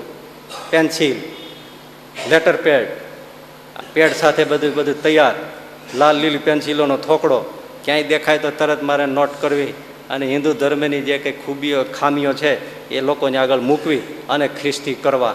આવી તમન્ના વિચારવાળો અને બુદ્ધિવાળો માણસ. પણ એક માણસ પ્રામાણિક તો હતો જ, એટલે એણે જાણ્યું કે ગરીબીનો લાભ ન લેવાય. એટલે પ્રામાણિક તો ખરો, વિચારમાં થોડી એટલી સાત્વિકતા ખરી. જુઓ શું થાય છે. અને એને ગીતા વાંચવાનું શરૂ કર્યું ઇંગ્લિશમાં. સંસ્કૃતનો તો રસ નથી જ. સંસ્કૃતમાં હોત તો શું થાત એ માણસને. પણ જેમ જેમ વાંચતો ગયો, જેમ જેમ વાંચતો ગયો, જેમ જેમ વાંચતો ગયો, એમ હાથમાંથી ક્યારેક પેન્સિલો છૂટી ગઈ એ ખબર પડી નહીં. વાંચતો જ ગયો. એક દિવસ, બે દિવસ. હવે ગીતામાં તો ભાઈ એમાં ક્યાંય હિન્દુ ધર્મનું નામ ન આવે, હિન્દુ નામ જ ના આવે. ખોલો ત્યાંથી આખા માનવ જાતની સઘળી સૃષ્ટિની વાત આવે. અને જે ભગવાન પરોક્ષની વાત કરતા હોય એ સામોસામ હોંકારા દે એવી વાત આવે. તું ફાંફા ક્યાં મારે? એ જે કહેવાય એ હું છું. અમને ઓસ્ટ્રેલિયા અમે ગયેલા ને ત્યાં અમે હરે કૃષ્ણના મંદિરમાં ગયા, ત્યાં ઓસ્ટ્રેલિયા ધોળિયો હતો ને એ રાધાકૃષ્ણની સેવા પૂજા કરતો હતો ઇસ્કોન મંદિરમાં. એટલે હવે પછીની બહુ સેવા પૂજા આંતર બધું કર્યું. પછી આવી બેઠા, થોડી ઘણી વાત કરી. એટલે મેં પૂછ્યું કે તમે તો આ દેશના જન્મ? તો કે હા, હું અહીંયા જ બોર્ન થયેલો. તો તમને આ કૃષ્ણની ભક્તિના કેમ લાગુ પડી? તો કે હું જ્યારથી ભણ્યો, સીએનું ભણતો હતો, ચાર્ટર્ડ એકાઉન્ટ. પણ મને સતત થાય કે બાઇબલમાં કહે છે એ ભગવાન હોય કેવો, પરમપિતા પણ હોય કેવો. પરમપિતા પરમપિતા પરમપિતા કરી રાખે છે, પણ એ પરમપિતા કોણ અને કેવો એ મને ક્યાંય સેટિસ્ફેક્શન, સંતોષ મળે નહીં. એમાં અહીંયા ઇસ્કોનના સંતો આવ્યા અને એમનું પ્રવચન હતું અને હું એમાં પહેલી વાર બેઠો અને એમણે ડાયરેક્ટ જે કીધું કે જે કોઈ પરમ તત્વ જગતનું સૃષ્ટા છે, કરતા હરતા ધરતા છે, એ અમારો કૃષ્ણ છે એમ મને કહ્યું. અને મને પિયર્સમ આમ છેદ કરી ગયું. વાહ, હું જેને ખોળતો હતો એ આ કૃષ્ણ છે. બસ પછી પ્રવચનમાં જવા માંડ્યો અને મને લગ્ન લાગી, મેં સંન્યાસ લઈ લીધો અને આજે હું કૃષ્ણની ભક્તિ કરું છું. સામી સામી વાત. એટલે આ ગીતામાં કે હિન્દુ ધર્મનું તો નામ ના આવે, પૂરી માનવ જાતની વાત આવે. અને બીજી ખૂબીની વાત તો તમે જુઓ ગીતાની એ છે કે જ્ઞાની કોણ, ભક્ત કોણ, યોગી કોણ, સંન્યાસી કોણ.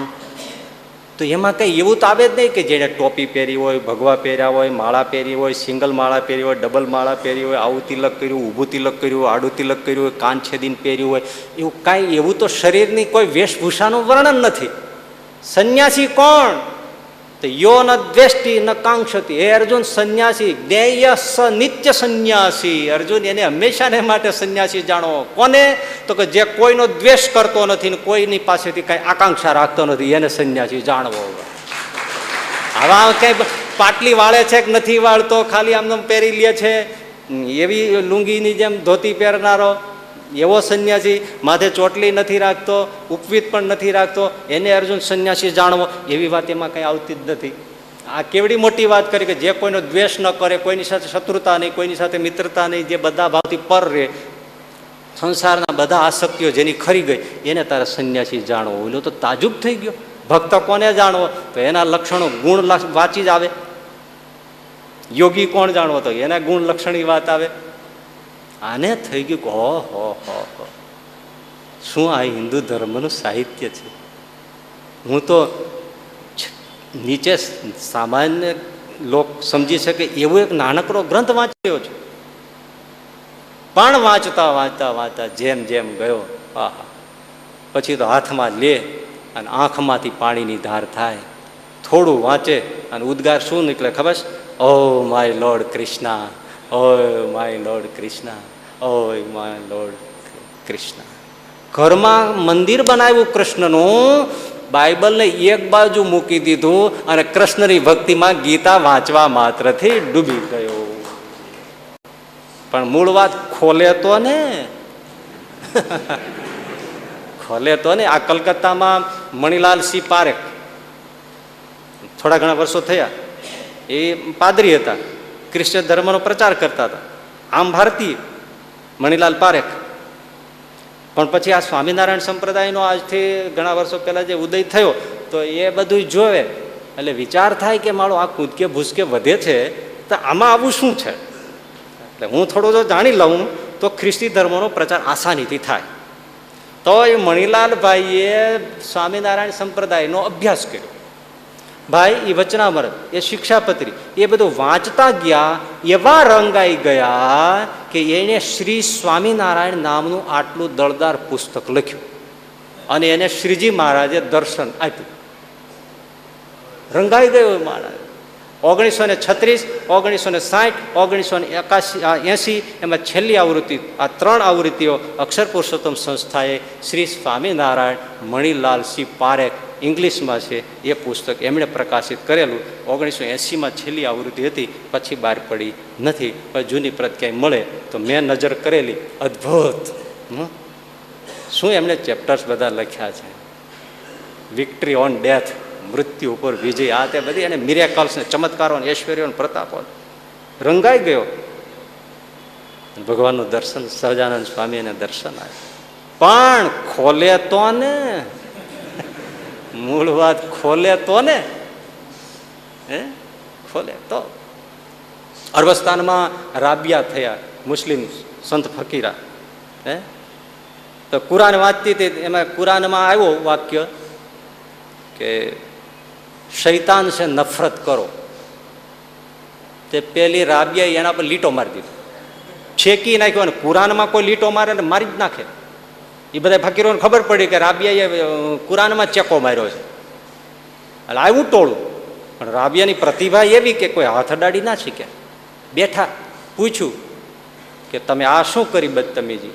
શું? તો કે કુરાને શરીફમાં તમે ચેકો મારી દીધો. તો કા પણ મેં શેના ઉપર માર્યો છે તમે જુઓ. એટલે વાક્ય બતાવ્યું, શૈતાન છે નફરત કરો. હા, પણ કુરાનમાં ચેક ના કરાય, પવિત્ર કુરાન. તો કે ભાઈ શૈતાન છે નફરત કરો એ વાક્ય ખુદાનું ના હોય, અલ્લાહનું ના હોય, અને પૈગંબરનું પણ ના હોય. મારો આત્મા એવું કહે છે કે આમાં કોઈ નાખેલું છે. તો એમ તમે કઈ રીતે કહી શકો?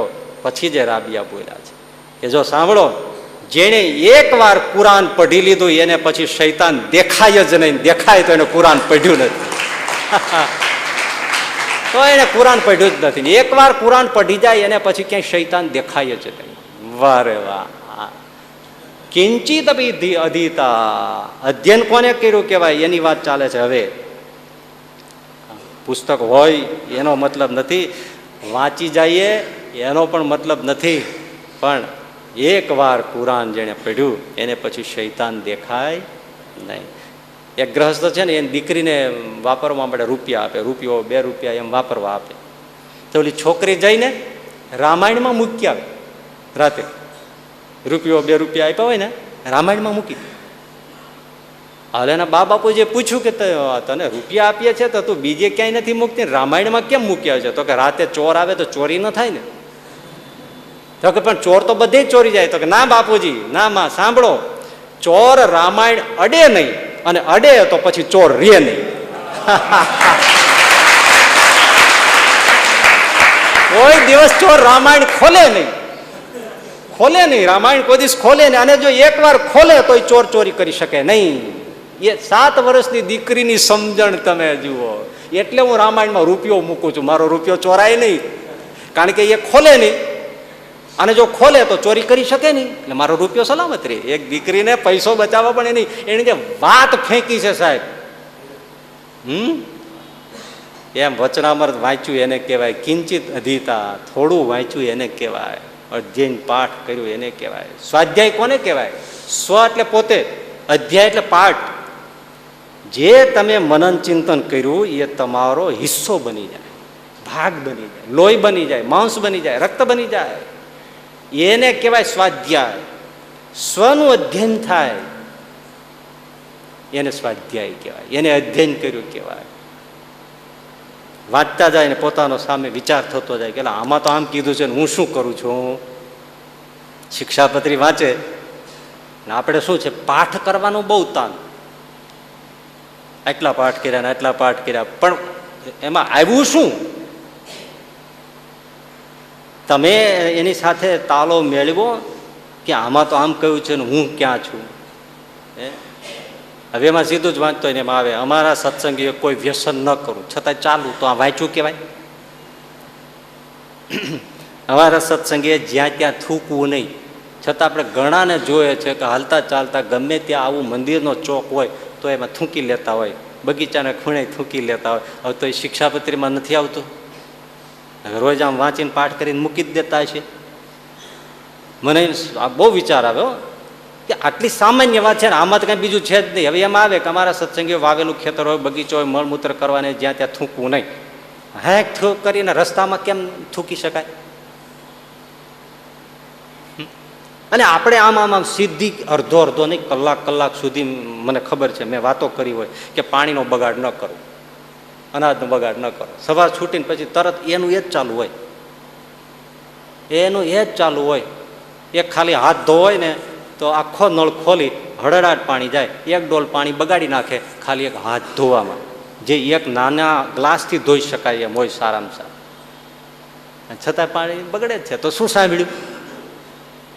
આજે તમે આમાં બધા સાંભળશો તો જ્યારે પાણીનો વપરાશ કરશો ત્યારે યાદ નહીં આવે, અનાજનો બગાડ થશે ત્યારે યાદ નહીં આવે.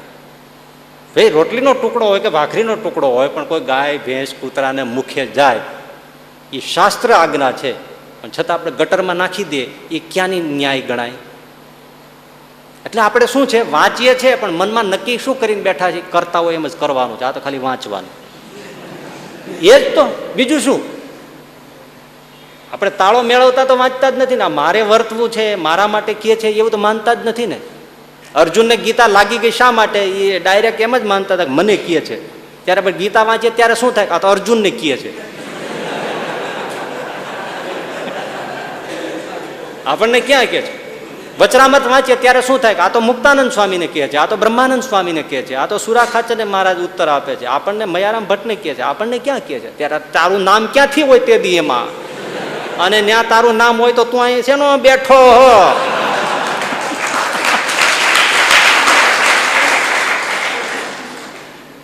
પણ આપણે માથે ક્યાં લઈએ છીએ? લ્યો, શિક્ષાપત્રીમાં લખ્યું હોય કે અમારા સત્સંગ એ સંધ્યાકાળે સાયંકાળે નિત્ય પ્રત્યે મંદિરે આવવું. કેટલા આવે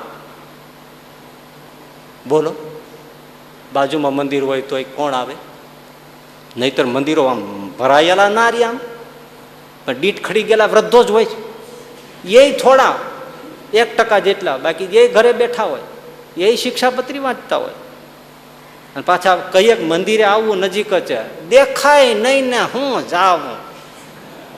આમ અંધારામાં આમ જોઈ લ્યો, એ પાપડ પીડ્યો છે ત્યાં. પાપડ દીધો ન હોય ને ડોસાને તો એને અંધારામાં દેખાય, અને મંદિરમાં ઠાકોરજી લાઇટમાં ન દેખાય.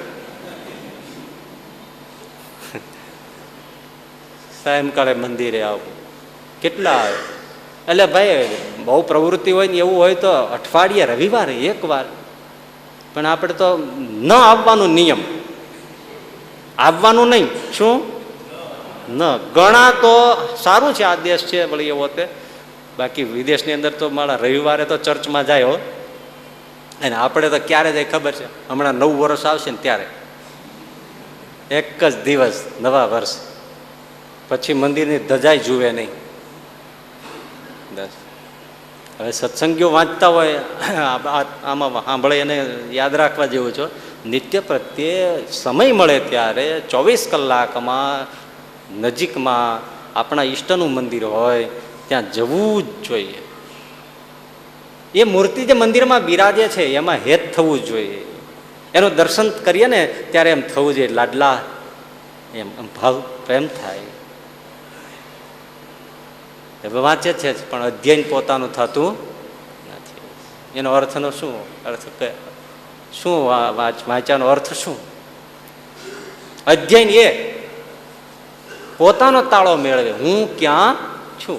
આ તમે છાપા હોય એમાં વાંચતા હો તો એમાં લગભગ એવું આવે, ફરાળી ચેવડો કેમ બનાવો, ફરાળી પેલો કાજુનો મેસૂબ કેમ બનાવો. રીત આપી હોય ને બધે કે ભાઈ આટલા ગ્રામ બદામ કાજુ કે મગફળીનો ભૂકો લેવાનો, પછી એનાથી ડબલ ખાંડ લેવાની, એની આટલી ચાસણી કરવાની, પછી એમાં ભૂકો નાખવાનો, પછી એને શેકવાનું, પછી ઘી પીવડાવતું જવાનું, પછી જ્યારે બધી ચીકાશ મટી જાય ને ફૂલી જાય એટલે એકદમ કડાયું લઈને થાળીમાં ઢાળી દેવાનું, અને પછી ઉપર મસાલા છાંટી દેવાના, બીજી જ મિનિટે એના ચોસલા પાડી દેવાના, અને મેસૂબ તૈયાર થઈ ગયો ને. આવી રીતે છાપામાં હોય ને. પછી કોઈ છાપામાં નીચે લાઈન મારી હોય છે પછી ખાવું, પણ એનો અર્થ જ છે કે આ બનાવ્યું છે શા માટે? ખાવા માટે. એમ આ બધા શાસ્ત્રોમાં ખાવા માટે, પાળવા માટે જ બધું વર્ણન છે. પણ આપણે તો એટલે ચેવડાનો પાઠ કરીએ એમ આનો પાઠ કરીએ. એને નીચે લાઈન લખી હોય કે આમાં તો લખેલી જ હોય છે, આમાં તો ચોખ્ખું કીધું હોય છે કે હવે આ પ્રમાણે રેજો. 18મું વચનામૃત મહારાજ બોલતા હોય તેમાં કહેતા હોય કે તમે અમારા જે થયા એ આ પ્રમાણે રહેજો તો જાણે તમે અમારી સર્વ પ્રકારની સેવા કરી, નહીં તો તમારે ને અમારે કોઈ મેળ મળશે નહીં. અને જો તમે અમે કહ્યું એમ રહેશો તો આપણે ભગવાનના ધામમાં આપણે સૌ ભેળા રહેશું. પણ આપણે ખાલી વાંચીએ, પાઠ કરીએ, પણ પોતાનો અભ્યાસ કરતા નથી. એટલે કિંચિત અધીતાનો અર્થ થોડું કંઈ પણ મનન કરીને પાડ્યું. એક નગરમાં એક પંડિત હતા, તો ત્યાંનો રાજા બહુ મુમુક્ષુ ભાવવાળો. તો પંડિતજી ભણી ગણીને આવ્યા, તૈયાર થઈને થોડો વખત થયો એટલે એને એમ થયું કે હું અહીંના રાજાને, સમ્રાટને શાસ્ત્ર સંભળાવું. એટલે પંડિતજી આવ્યા, રાજવીને વાત કરી કે મહારાજ પધારો, મારે શાસ્ત્રો જીહવાગ્રે છે, તો હું તમને આ શ્રાવણ માસ આવે છે 2 દિવસ પછી, તો તમે કહો તે શાસ્ત્રની કથા સંભળાવવા માગું છું. તમે થોડો સમય લો અને આપણે બેસીએ અને હું તમને કથા સંભળાવું શાસ્ત્રને. સમ્રાટ કે બહુ સરસ, એમાં શું ખોટું? તો બોલો તમે શું સંભળાવો છો? તો તમે જે કહો તે. તો કે નહીં તમે બોલો. તો પેલા રાજવી કે મને શ્રીમદ ભગવદ્ ગીતા સંભળાવો. બહુ સારું, સમય નક્કી થઈ ગયો. સવારનો પોર થાય, સમ્રાટ પૂજામાંથી પરવારે, પંડિતજી આવી જાય, રાજા દાસ અને શિષ્ય ભાવે બેસી જાય, ઊંચું આસન નાખી આપે પંડિતજીને, અને પંડિતજી ભગવદ્ ગીતાની કથા કરે. એમ કથા કરતા કરતા કરતા કરતા ભાઈ 9મો અધ્યાય આવ્યો. અનન્ય ચિંતયંતા મામ એ જનાઃ પર્યુપાસતે તેષામ નિત્યાભિયુક્તાનામ યોગક્ષેમ વહામ્યહમ.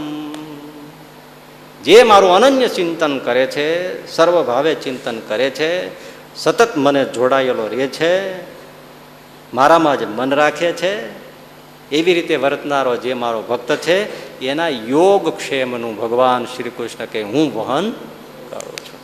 બહુ જ એમણે કીધું, સમજાવ્યું કે યોગ એટલે જે જોઈએ તે ભગવાન આપે, અને ક્ષેમ આપેલું એને સાચવે, સંભાળે એ, આપે એને સંભાળે એ, ભક્તે કંઈ નહીં કરવાનું, પણ મારો થવો જોઈએ, અનન્ય થવો જોઈએ. ખૂબ દાખલા દલીલથી એમણે સમજાવ્યું. પણ જેવી કથા પૂરી થઈ એટલે પેલા સમ્રાટે કહ્યું કે ભટજી મને બરાબર અર્થ સમજાણો નથી. એટલે ભટજી તો ટાઈમ પૂરો થઈ ગયો હતો કે થોડો વધારે પ્રયાસ કરીને આવો અને મને સમજાય એમ કહો. એટલે બીજે દિવસે પંડિતજી તો જુદી જુદી બધી પ્રત એમાંથી ને બધાની કોઈની ટીકાઓના અંતે બધું ખોળી અને દાખલા દલીલ સાથે લોકભોગની રીતે પાછી કથા શરૂ કરી. 1-1.5 કલાક સુધી કથા કરી. એમાં નરસિંહ મહેતાના પણ દ્રષ્ટાંત આપ્યા કે અનન્ય ચિંતનથી નરસિંહ મહેતા જુનાગઢમાં થઈ ગયા. એમણે ભજન કર્યું તો ભગવાન એના 52 કામ કરવા દોડીને આવતા, એના બાપનું શ્રાદ્ધે કર્યું, એની દીકરીના મામેરાએ ભર્યા, શું શું ભગવાને નથી કર્યું, એને જેલમાં હાર પેન્ટ પહેરાવ્યા. યોગક્ષેમ વહામ્યહમ, બધું જ ભગવાન કરે છે. કથા પૂરી થઈ એટલે રાજાએ કીધું કે મને સમજાણું નથી હો, તમે વધારે પ્રયાસ કરીને આવો. ત્રીજે દિવસે પાછા પંડિતજી આવ્યો અને એને પછી દાખલા દલીલો કરીને બધું શાસ્ત્રની ટીકાઓના અંતે વલ્ભાચાર્ય ફલાણે રામાનુજ શાંકર ભાષણ બધાથી લઈ લઈને માંડીને વાત કરી અને સેના નાયની વાત માંડીને કરી કે સેનો નાય વાળંદ રાજાની હજામત કરવા જાય, પણ સાધુ પ્રેમી માણસ ભગવાનનો ભક્ત એકવાર જેવો રાજાની પાસે હજામત દાઢી ચંપી તેલ મર્દન કરવા આવતો હતો ને એમાં સાધુની મંડળી મળી ગઈ તો એ ઘરે પાછા ફરી ગયા અને સાધુની સેવામાં લાગી ગયા. અહીંયા સમ્રાટ પેલી ખુરશી ઉપર બેઠો છું, ટાઈમ ફિક્સ હોય અને સેના નાય આવ્યો નહીં, અને જો મોડું થઈ જાય તો નાયને તો ઓલું માથું કાપી નાખે રાજા. તો રાજા તો ગરમ ને, તપેલી ને કેટલી ખમે નહીં, અને અહીં તો સાધુની સેવામાં પડી ગયો. ભગવાનને ચિંતા થઈ તો ભગવાન સેના નાયનું રૂપ લઈ એ અસ્ત્રો, એ મેલી કોથળી, એવા મેલા લુગડા રાજ દરબારમાં આવ્યા અને પેલા સમ્રાટના પગ દાબે. ભગવાન એની હજામત કરે. બોલો કે જો મહારાજ આવી રીતે જે એનું અનન્ય ચિંતન કરે એનું ભગવાન યોગક્ષેમ વહન કરે. કથા પૂરી થઈ એટલે રાજાએ કીધું મને બરાબર સમજાણું નથી હો, જરા પ્રયાસ કરીને આવો. ચોથે દિવસે આવ્યો, એક પછી એક દિવસે રોજ ને રોજ દ્રષ્ટાંતો આપે. વાચસ્પતિ મિશ્રનું દ્રષ્ટાંત આપ્યું કે એમણે વહામી ઉપર ચેકો મારી દીધો કે વહામી ન હોય ભગવાન ઉઠાવીને થોડું લાવે, દદામી લખો. ગીતામાં ચેકો માર્યો, દદામી કરી નાખ્યું. એ આપણે આગળ કંઈક એકવાર કહ્યું છે. તો પછી ગોરાણીની પાસે સીધું સામાન આપવા માટે એક બાળક આવ્યો, ટોપલા ભરી ભરીને બધું લોટ દાળ શાક બધું, પણ એની જીભમાંથી લોહી જતું હતું. ગોરાણીએ ટોપલો તો લીધો કે આ મોકલો છે શેઠજીએ, પણ બેટા તારી જીભમાંથી લોહી કેમ જાય છે? તો તમારા પતિએ મને માર માર્યો છે એમ કહીને છોકરો તો વયો ગયો. પતિ આવ્યા એટલે પત્નીએ ફરિયાદ કરી કે તમે નાનકડા બાળકને આવી રીતે માલ સામાન તો મોકલાવ્યું પણ એને જીભ ઉપર શું કામ પ્રહાર કર્યો? અને વાચસ્પતિ મિશ્ર સમજી ગયા ભગવાન શ્રી કૃષ્ણની ગીતા એ ભગવાનની જીભ છે, એમાં મેં વહામી ઉપર ચેકો માર્યો, એ કૃષ્ણની જીભ ઉપર ઘસરકો પડ્યો, એને લોહી વહ્યું છે, માટે દદામી નહીં પણ વહામી સાચું છે. આવા દ્રષ્ટાંત આપ્યા. તોય પાછા રાજા સમાપનમાં શું બોલ્યા? મને સમજાયું નથી હો હજી બરાબર, તમે પ્રયાસ કરીને આવો. હવે આ જાત જાતનું આવી રીતે અઠવાડિયા સુધી કર્યું. પછી એને ઘરે ગયો અને વિચાર થયો કે સમ્રાટ આમ કેમ કરે છે, કે તમે હજી પ્રયાસ કરો, મને સમજાતું નથી. અને એ સમજાઈ ગયું. બસ 8મા દિવસનો સૂરજ ઉગ્યો, દરબારમાં આવ્યા જ નહીં. 1 દિવસ 2 દિવસ 3 દિવસ 4 દિવસ અઠવાડિયું નીકળી ગયું. સમ્રાટ એને ત્યાં આવ્યા, પંડિતને ત્યાં જે એના ફળિયામાં આવ્યા ત્યાં પંડિતજી હાથમાં માળા અને કૃષ્ણનું ભજન કરે, હરે કૃષ્ણ હરે કૃષ્ણ. સમ્રાટ આવ્યા તો ઊભો ના થયો.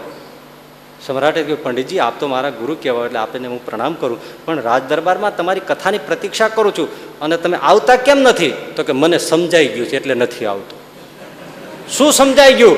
કે જે અનન્ય ચિંતન કરે એનું ભગવાન યોગક્ષેમ વહન કરે છે, તો માછી મારે તારી લાચારી કરવાની શું જરૂર છે? હું કૃષ્ણનું ભજન ના કરું?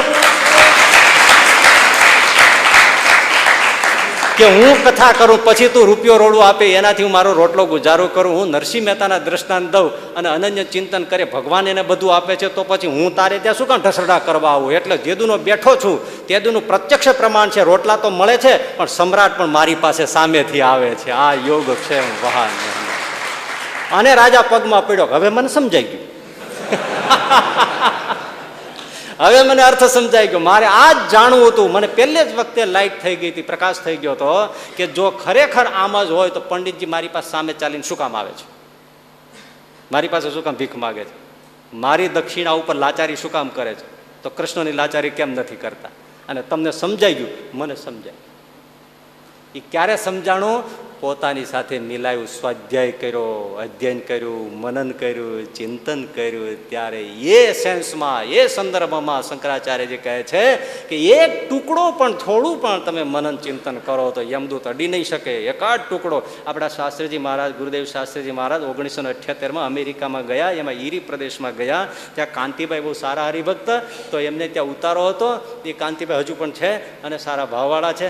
તો એમણે શાસ્ત્રીજી મહારાજ પાસે ઈરીના મેયરની મુલાકાત કરાવી. મેયરે પછી એમની ઓફિસે બોલાવ્યા હતા, ત્યાં ગયા, પધરામણી કરી. પણ એ પહેલા કાંતિભાઈએ ઈરીના મેયરને શિક્ષાપત્રી આપેલી. આ 1978માં બનેલી ઘટના. તો શાસ્ત્રી મહારાજ બેઠા, પૂજન થયું, વાતચીત થઈ. એમાં ઈરીના મેયરે ફટ દઈને એક વાત કરી, સ્વામીજી આ હોલી બુક, શિક્ષાપત્રી હોલી પવિત્ર બુક, એટલે આખી તો અમે કોઈ પાલન ન કરી શકીએ, પણ એમાંનો એક ટુકડો અમે પાડ્યો છે, એમાં અમે અને અમારી પ્રજા હેપી ને હેલ્ધી છીએ. એટલે સ્વામી કે એવો કયો? તો કે આમાં કહ્યું છે કે જ્યાં ત્યાં ગંદકી ન કરવી, એટલો જ ટુકડો પાળીએ છીએ, એનાથી અમે આખું શહેર સુખી અને હેલ્ધી અને હેપી છીએ સ્વામીજી. તો એક ટુકડો પાળવાથી અમે આટલા સુખી હોઈએ તો આખી શિક્ષાપત્રી હોલી બુકનું પાલન કરે એને તો ભગવાન સ્વામિનારાયણ કેટલું આપતા હશે. આને અધ્યયન કર્યું કહેવાય, આને મનન કર્યું કહેવાય. આપણે તો વાંચતા જાય છીએ ને પાછું અવળું કરતા પણ જાય છીએ. તો એ અધ્યયન નહીં, તો એ પીધું જ નથી ને, અધ્યયન જ કર્યું નથી. અધ્યયન કોને કહેવાય? પોતાનું બનાવી લેવાનું, એને અધ્યયન કહેવાય. એક ટુકડો પણ જો શંકરાચાર્યજી કહે જો અધ્યયન મનન કરીને ગીતાનું અપનાવી લે તો યમદૂત એને અડી શકે નહીં. એવી રીતે થવું જોઈએ.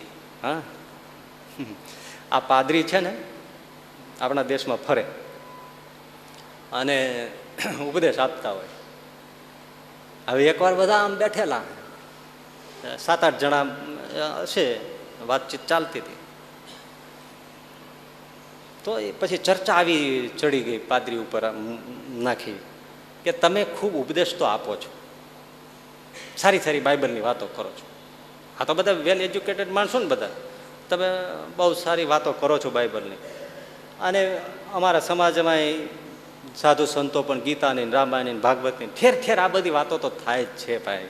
હે, આનાથી ફર્ક શું પડે છે? આટલી બધી કથા, પારાયણો, આ તે સત્સંગ બધું થાય જ છે. હવે નથી લાગતું કે આ બધું બંધ કરવું જ જોઈએ? સમાજ કોઈ સુધરતો નથી, સમાજમાં કઈ ફરક પડતો નથી. પાદરી તો બોલતો જ બંધ થઈ ગયો કે તમે હવે સાહેબ આ બધું બંધ કરો, એમ એને એની રીતે જીવવા દો. કોઈને કઈ હિન્દુઓના સાધુ સંન્યાસીઓ પણ મંડી પડ્યા છે, તમે મંડી પડ્યા છે, બૌદ્ધ ધર્મીઓ મંડ્યા, બધા આવું કરે છે, પણ સમાજમાં કાંઈ સુધારો, માણસ તો જેવો છે એવો ને એવો છે. એટલે આનો કોઈ કાંઈ પેલો ફાયદો નથી, આ બધું બંધ કરો. પાદરી પછી કાંઈ બોલ્યો નહીં. થોડી ઘણી પછી બીજી નોર્મલ સિમ્પલ વાતો બધી થઈ. પછી પાદરીએ, એ લોકો તો બધા પીતા હોય ને પેલો શરાબ, વાત મજાની સાંભળો. એટલે પાદરીએ કીધું કે તમે શરાબ પીશો? હા હા થઈ જાય, એમાં શું, એમાં તો કોણ ના પાડે. શરાબ મંગાવ્યો. પાદરીએ કીધું બધાને તમારે જેટલો પીવો એટલે છૂટ, પણ મારી એક શરત છે. શું?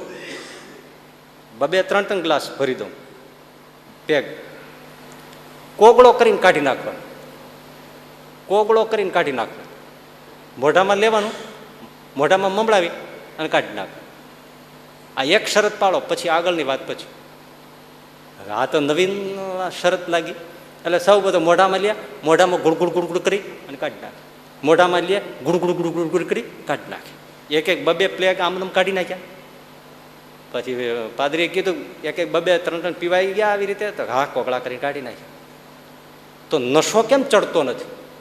તો કે નશો ક્યાંથી ચડે? ગળા હેઠે ઉતરે તો નશો ચડે ને. પાદરી કે વાત જ એમ છે, કથા સાંભળે છે પણ ગળે ઉતારે તો થાય ને. હા, આ કોઈ છે ગળા હેઠે ઉતારતા જ નથી, બધા કોગળા કરીને જ કાઢી નાખે છે, કોગળા કરીને જ કાઢી નાખે છે. તો આમાં નશો ક્યાંથી ચડે ભાઈ? જીવનમાં ફરક ક્યાંથી જ પડે? પણ બે ઘૂંટડા પીડી ગયો હોય તો મેં પીધો નથી હો, પીધા વગર ચડી ગયો. અને પાછા હું વાત કરે, ગમે એટલો પીવો પણ લિમિટમાં પીવો. લે, ગમે એટલો પીવો ને પાછો લિમિટમાં પીવો. ડાઈ ડાઈ વાતું કરે પણ ચડી જાય એટલે. પણ પીવે તો ચડે. ચડી છે ખુમારી કે પીધી પ્રેમ શુરા, પીધા વગર ચડે નહીં. હવે તમે દારૂની વાત છે, એમ તમે ચાય કોફીની વાત કરો ને, તમને વ્યસન હોય, બંધાણ હોય, બગાસા ખાઓ, બધું ખાઓ, પણ હવે કોગળા કરીને કાઢી નાખો તો કંઈ ચડે? પણ બે ત્રણ ઘૂંટડા પી જાય તો ઘોંખારો ખાય કે નહીં? તો એટલે આ બધો ઉપદેશ અધ્યયન એને કહેવાય કે જે ગળા હેઠે ઉતારે તો છે. તો પહેલું ગ્રંથોનું મહાત્મ્ય સમજવું જોઈએ. એક વાત કહું, ઉત્તર પ્રદેશમાં રામપુર ગામ છે. થોડા વર્ષો પહેલા એક ઘટના બની. ઘટના એટલે ઘટના, 100 ટચની. એક દુકાનદાર, દૂધની દુકાન, ત્યાં એક મુસ્લિમ માણસ દૂધ લેવા પણ નિયમિત રોજ સવારે આવે.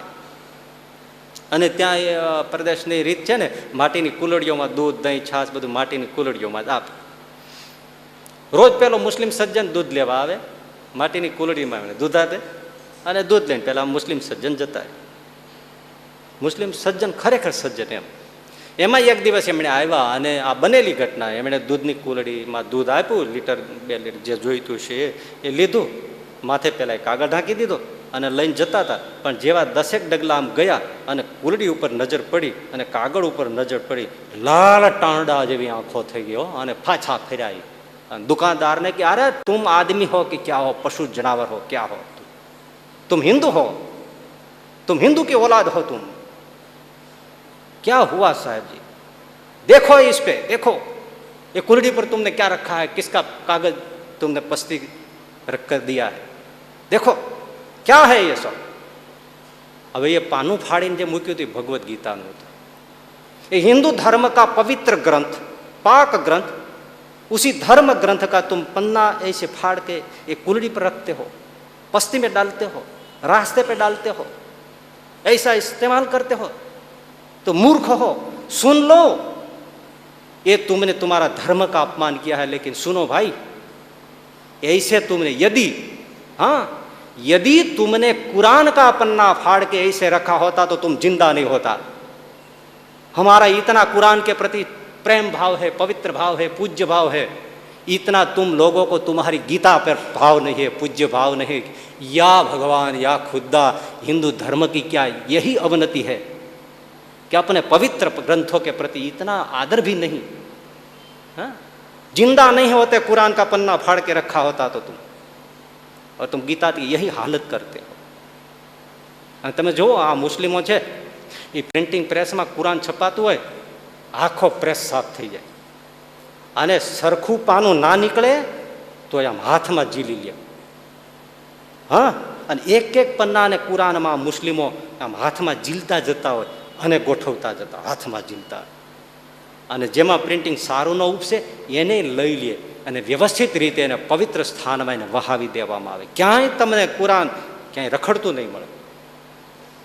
આટલો એનો અમુક વાસ્તો તો એની પાસે શીખવી પડે ભાઈ, ધર્મ ગ્રંથને, કુરાન નહીં. એક રદ્દી પન્નું ક્યાંય ના મળે, અને છપાતું હોય તો આમ હાથમાં તેડી લે એક એક કાગળને, આમ ખુદા કા સ્વરૂપ હે આવી રીતે. હવે આપણે આદર ક્યાં, ગીતા હોય, શિક્ષાપતિ હોય, વચનામૃત આંગળી મોઢામાં નાખતા જાય, પાના ખોલતા જાય. આ કીર્તન હમણાં હું તો કઈ ભાઈ આવી તો ઘણી વાતો છે, હું આ બધા વિદ્યાર્થીઓને તેને કંઈ કહીને હું તો હવે થાકી ગયો, કારણ કે એકલા કીધે કાંઈ પેળ પડે ભાઈ, આમાં તો બધા કહે તો કાંઈક બુદ્ધિ આવે લોકો. આ કીર્તનાવલી હોય ને 3 વાગે બધા કીર્તનો બોલતા હોય તો આમ ચોપડી મૂકીને બોલે. હવે આપણને દેખાય ત્યારે આપણે કહીએ, પણ હવે આ બધા કહે તો થાય ને, આ આમ નીચે મુકાય, કીર્તનાવલી આમ નીચે મુકાય, એને આમ ખોળામાં મુકાય. આજે કીર્તનાવલીને નીચે અહીંયા કેમ મુકાય? એમ ધરતી ઉપર, આ ધરતી ઉપર કે આસન હોવું જોઈએ ને, આસન ઉપર તમે મૂકી શકો, પણ આમાં કેમ મૂકી શકો? પણ મૂકે લોકો જ્યાં ત્યાં ધરતીમાં આમદમ ફંગોળી દે છે, અને થૂકથી પેલું આમ કરીને પન્નાઓ બધે ખોલે રાખે છે. ધર્મગ્રંથ પ્રતિ આદર જ નથી. મુસ્લિમો તમે જોવો એને કુરાનનો આવો આદર, બંદગીનો તમે નમાજનો જોવો, 1 વાગે એટલે પછી મસ્જિદમાં પહોંચી જાય. સાંજનું હોય તો ગમે ત્યાં તમે જુઓ ને, રેલવે સ્ટેશન હોય, એરપોર્ટ હોય, તમે જ્યાં જાઓ ને એ બધી ચટાઈઓ પાથરીને તમારી લાગી જ પડે. ના આપણે કોઈ એવી રીતે મંદિરે જવું નહીં, પૂજા કરવું નહીં. હે, શીખવા જેવું છે. અને ધર્મગ્રંથનો આટલો આદર. બીજું, ભલે આ ભગવદ્ ગીતાની વાત છે ભાઈ, કોનો? વેદનો સાર, ઉપનિષદનો સાર. શેમાં શેમાં શેમાં સાર છે? પણ ભાઈ સાંભળી લો, એ વેદનો સાર, ભગવદ્ ગીતાનો સાર, ઉપનિષદનો સાર, શ્રીમદ ભાગવતનો સાર, સાંખ્ય શાસ્ત્રોનો સાર, યોગ શાસ્ત્રોનો સાર, આ બધા શાસ્ત્રોનો સાર એટલે ભગવાન સ્વામિનારાયણનું વચનામૃત છે. શુદ્ધ સરળ ગુજરાતીમાં બધા શાસ્ત્રોનો સાર છે. વાંચવું જોઈએ. અડે તોય પાવન થઈ જાય. અડે વચનામૃતને સ્પર્શ કરે ને તો પાવન થઈ જાય. આ વાણી ક્યાંથી? એ શિક્ષાપત્રી, એમાં જ પોતે લખી નાખ્યું, આ વાણી છે એ અમારું સ્વરૂપ છે. વચનામૃત એ અમારું સ્વરૂપ છે. એમાં પાને પાને ભગવદ્ ગીતાને ભગવાન સ્વામિનારાયણ યાદ કરતા. આજે થોડુંક આપણને એમ પણ કહેવાનું મન થાય કે શિક્ષાપત્રીમાં લખ્યું હોય, વચનામૃતના વડતાલમાં લખ્યું હોય, 8 સત્શાસ્ત્રો ગણાવ્યા હોય, અને ક્યાંય ને ક્યાંય વચનામૃતમાં ગીતા અને ભાગવતના બધા ભાગવત વચના ગીતા, રામાયણ, મહાભારત એની ચર્ચાઓ પણ ઘણી છે જ ને. છતાં પણ ઘણા લોકો ગીતા પ્રત્યે એલર્જી, નફરત, ભાગવતની નફરત. ગીતાને અડાય નહીં, ભાગવતને અડે નહીં, રામાયણને અડે નહીં. એટલે તમે આમાં ગીતાનું જે મહારાજે વાત કરી છે શ્રીજીએ, એને પૂરી સમજવી હોય તો ગીતા ખોલવી પડે. એ રામાયણને તમે સ્પર્શ કરો તો એની વાત સમજાય. મહાભારતને સ્પર્શ કરો, ભાગવતને સ્પર્શ કરો, એટલે કે ખોલો, અધ્યયન કરો તો તમને આમાં વધારે દીવા થાય. ધામના તેન સદા નિરસ્ત કુહકમ. હવે એ તમે પેલા એની લિંક જુઓ તો ભાગવતમાંથી સમજીને પછી વચનામૃતમાં બાપાએ શું કીધું છે ખબર પડે ને. પણ નહીં, અડે જ નહીં. ગીતા નહીં, ભાગવત નહીં, રામાયણ નહીં, કઈ અડવાનું જ નહીં. નવી નવાઈ એ છે કે છાપા બધા વાંચે. હા, ટાઈમ્સ ઓફ ઇન્ડિયા વાંચે, ટાઈમ્સ મેગેઝિન વાંચે, રીડર્સ ડાયજેસ્ટ વાંચે, હાથમાં આવે તો અભિયાન વાંચે, ચિત્રલેખાય વાંચે, બીજા લેખકોના પુસ્તકો વાંચે. ભગવદ્ ગીતા તો એ નહીં. આનાથી બીજો મૂર્ખ કોણ? ઓશો રજનીશના પુસ્તક વાંચે, પણ ગીતા નહીં. બાપા આ તમે ચિત્રલેખાન અભિયાન ને આ બધા છાપા સંદેશ ને ગુજરાત એ બધા બંધ કરીને આ ભગવદ્ ગીતા વાંચો, રામાયણ વાંચો. હા, નથી આવી બધી મૂઢતાઓ ઘરી ગઈ છે. આ શાસ્ત્રમાં તત્વજ્ઞાન છે સહજાનંદ સ્વામીનું. એ વચનામૃતમાં જ છે, પણ તમે એ વાંચો ત્યારે આ વચનામૃતનું તત્વજ્ઞાન વધારે સ્પષ્ટ થાય. અને બીજું શું થાય કે તત્વજ્ઞાનમાં તમે ભાંગરો ન વાંટો. આખી વૈદિક ધારા હોય છે, અને જે ભગવદ્ ગીતાને માને નહીં કે ભાગવતને માને નહીં, એ બધાય તમે જુઓ મોટે ભાગે તત્વજ્ઞાનમાં ભાંગરો વાટે છે. હવે એના હોય હા પડી ગયો એ બધા આમ કરે, પણ એ તો સહજાનંદ સ્વામીની કીધોલી વાતો જે છે, સિદ્ધાંત છે, એનો તો છડે ચોક દ્રોહ થાય છે. શાસ્ત્ર અને જોજો એ લોકો કોઈ સંસ્કૃતિ ભણે નહીં. હવે જેને સંસ્કૃત ભણ્યું ન હોય એ બધા ધોકાપંથી હોય, પછી કરે શું? તમે વિચાર કરો. સંસ્કૃત ને શાસ્ત્રોને ભણ્યા વગર તત્વજ્ઞાન નિરૂપણ કરે એ ધોકાપંથી નહીં તો બીજું શું? 50 વર્ષની ઉંમરે શ્રીજી મહારાજ મુક્તાનંદ સ્વામી કે સ્વામી તમે સંસ્કૃત ભણો, તમે ભગવદ્ ગીતા ભણો. હે અને એ વૃદ્ધ સાધુ ભણે, સંસ્કૃતમાં પાવરદા થાય અને બ્રહ્મસૂત્ર ઉપર ભાષ્ય મુક્તાનંદ સ્વામી લખે. આજે પણ મળે. અને શ્રીમદ ભગવદ્ ગીતા ઉપર ગોપાલાનંદ સ્વામી ભાષ્ય લખે અને એકાદશ ઉપનિષદ ઉપર ગોપાલાનંદ સ્વામી ભાષ્ય લખે. ત્યારે સંપ્રદાયનું તત્વજ્ઞાન પ્રમાણિત થાય છે. હવે તમે તમારું જ હાંક્યો રાખો અને પછી એમ કહો કે આ બસ બરાબર છે, અહીંયા જ સાચું જ્ઞાન સહજાનંદ સ્વામીને મળે છે, પણ એ તો તમારું ઉપજાવેલું છે. એને પ્રમાણ કોણ કરશે? શ્રીજી મહારાજે વચનામૃતમાં શું કીધું? વ્યાસજી પ્રમાણ કરે તો અમને પ્રમાણ છે. જનમંગલમાં શું આવ્યું? વ્યાસ સિદ્ધાંત બોધકાય નમઃ. એમાં કાંઈ આપણે કઈ સર્વોપરીમાં કમ નથી રહી જતા, કાંઈ સર્વોપરીમાં તો ઊંચી જ વાત છે. અને છે ને કહીએ છે, નથી ને કહેવા જાય એવું નથી, છે ને કહીએ છે. પણ શાસ્ત્રનો સ્વીકાર માટે ધર્મગ્રંથોનો આદર, ધર્મગ્રંથોનું વાંચન અને એનું અધ્યયન, પણ અધ્યયન એવું કે જે મારા જીવ સાથે મેળવવું. સૌએ પોતપોતાનું હું ક્યાં ઊભો છું, આમાં આમ કહ્યું છે પણ હું શું કરું છું, એમ મિલાવીને પોતાની ખોટને જોતો જાય. અને એમાંથી જો થોડો કોઈ એકાદો ઘૂંટડો જો ગળે ઉતરી ગયો તો કાયા હેમની થઈ જાય. એટલે કે આત્મા એ પરમાત્માને મળી જાય, ભગવાનની ભક્તિ મળી જાય. એટલે શંકરાચાર્યએ કીધું છે કિંચિત ભગવદ્ ગીતા અધીતા. થોડી પણ જેણે ગીતાનું અધ્યયન કર્યું, મતલબ થોડું પણ જેણે એવું શાસ્ત્ર હોય અને પી ગયો તો વાત પૂરી થઈ ગઈ. એક જ રટ લાડી ગઈ. માનો કે વચનામૃત એક જ ટુકડો જેના મગજમાં આવી ગયો કે ભગવાનની મૂર્તિ ચિંતામણી છે, વાત પૂરી થઈ ગઈ. સાહેબ પછી બીજું વાંચે કે ન વાંચે? હે એક વાત પકડાઈ ગઈ કે બસ મારે જે જોઈએ એવું મારા પ્રભુ પાસે માગું, વાત પૂરી થઈ ગઈ. હાલતા ચાલતા ખાતા પીતા ભગવાનના સ્વરૂપનું નામ સ્મરણ કરું, વાત પૂરી થઈ. શ્રીજી મહારાજે કહી દીધું ગોપીઓના જેવો જેને પ્રેમ આવી ગયો એને બધા સાધનોની પૂર્તિ થઈ ગઈ, પૂરું થઈ ગયું. પછી એને કાંઈ કરવાનું રહેતું જ નથી. એકાદ ટુકડો આવી જાય એને અધ્યયન કર્યું કહેવાય, એને મનન કર્યું કહેવાય. બાકી 108 પાઠ કરે તો ઉત્તમ જ છે, વાણી કોની. પણ આજે સેન્સમાં જે સંદર્ભમાં શંકરાચાર્યજી કહે છે કે કિંચિત અધીતા, એટલે એ બોલે છે એને કેટલું સમજ્યા હશે અથવા તો અંદર કેટલું હશે. એ લોકો આમાંથી થોડુંક પણ અધ્યયન કરીને તમે અપનાવો, તમારો બેડો પાર થઈ જશે. માટે વચનામૃત વાંચો, ભક્ત ચિંતામણી વાંચો, હરિસ્મૃતિ વાંચો, શિક્ષાપત્રી વાંચો, બીજા ગ્રંથો જે ચરિત્રોના છે વાંચો.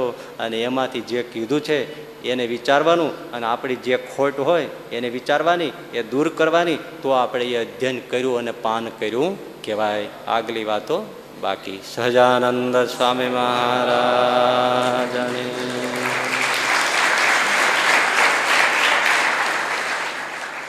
વાલા ભક્તજનો, જય સ્વામિનારાયણ.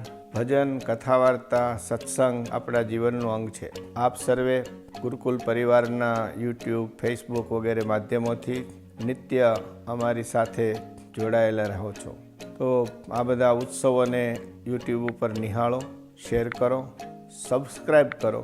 અને જે આપણી ગુરુકુલ પરિવારની યુટ્યુબ ચેનલ છે એને રેગ્યુલર અપડેટ માટે બેલ આઇકોન ઉપર ક્લિક કરો. આમ કરવાથી તમે સતત સારી પ્રવૃત્તિઓ સાથે દેવદર્શન માટે, ઉત્સવો માટે સતત જોડાયેલા રહેશો.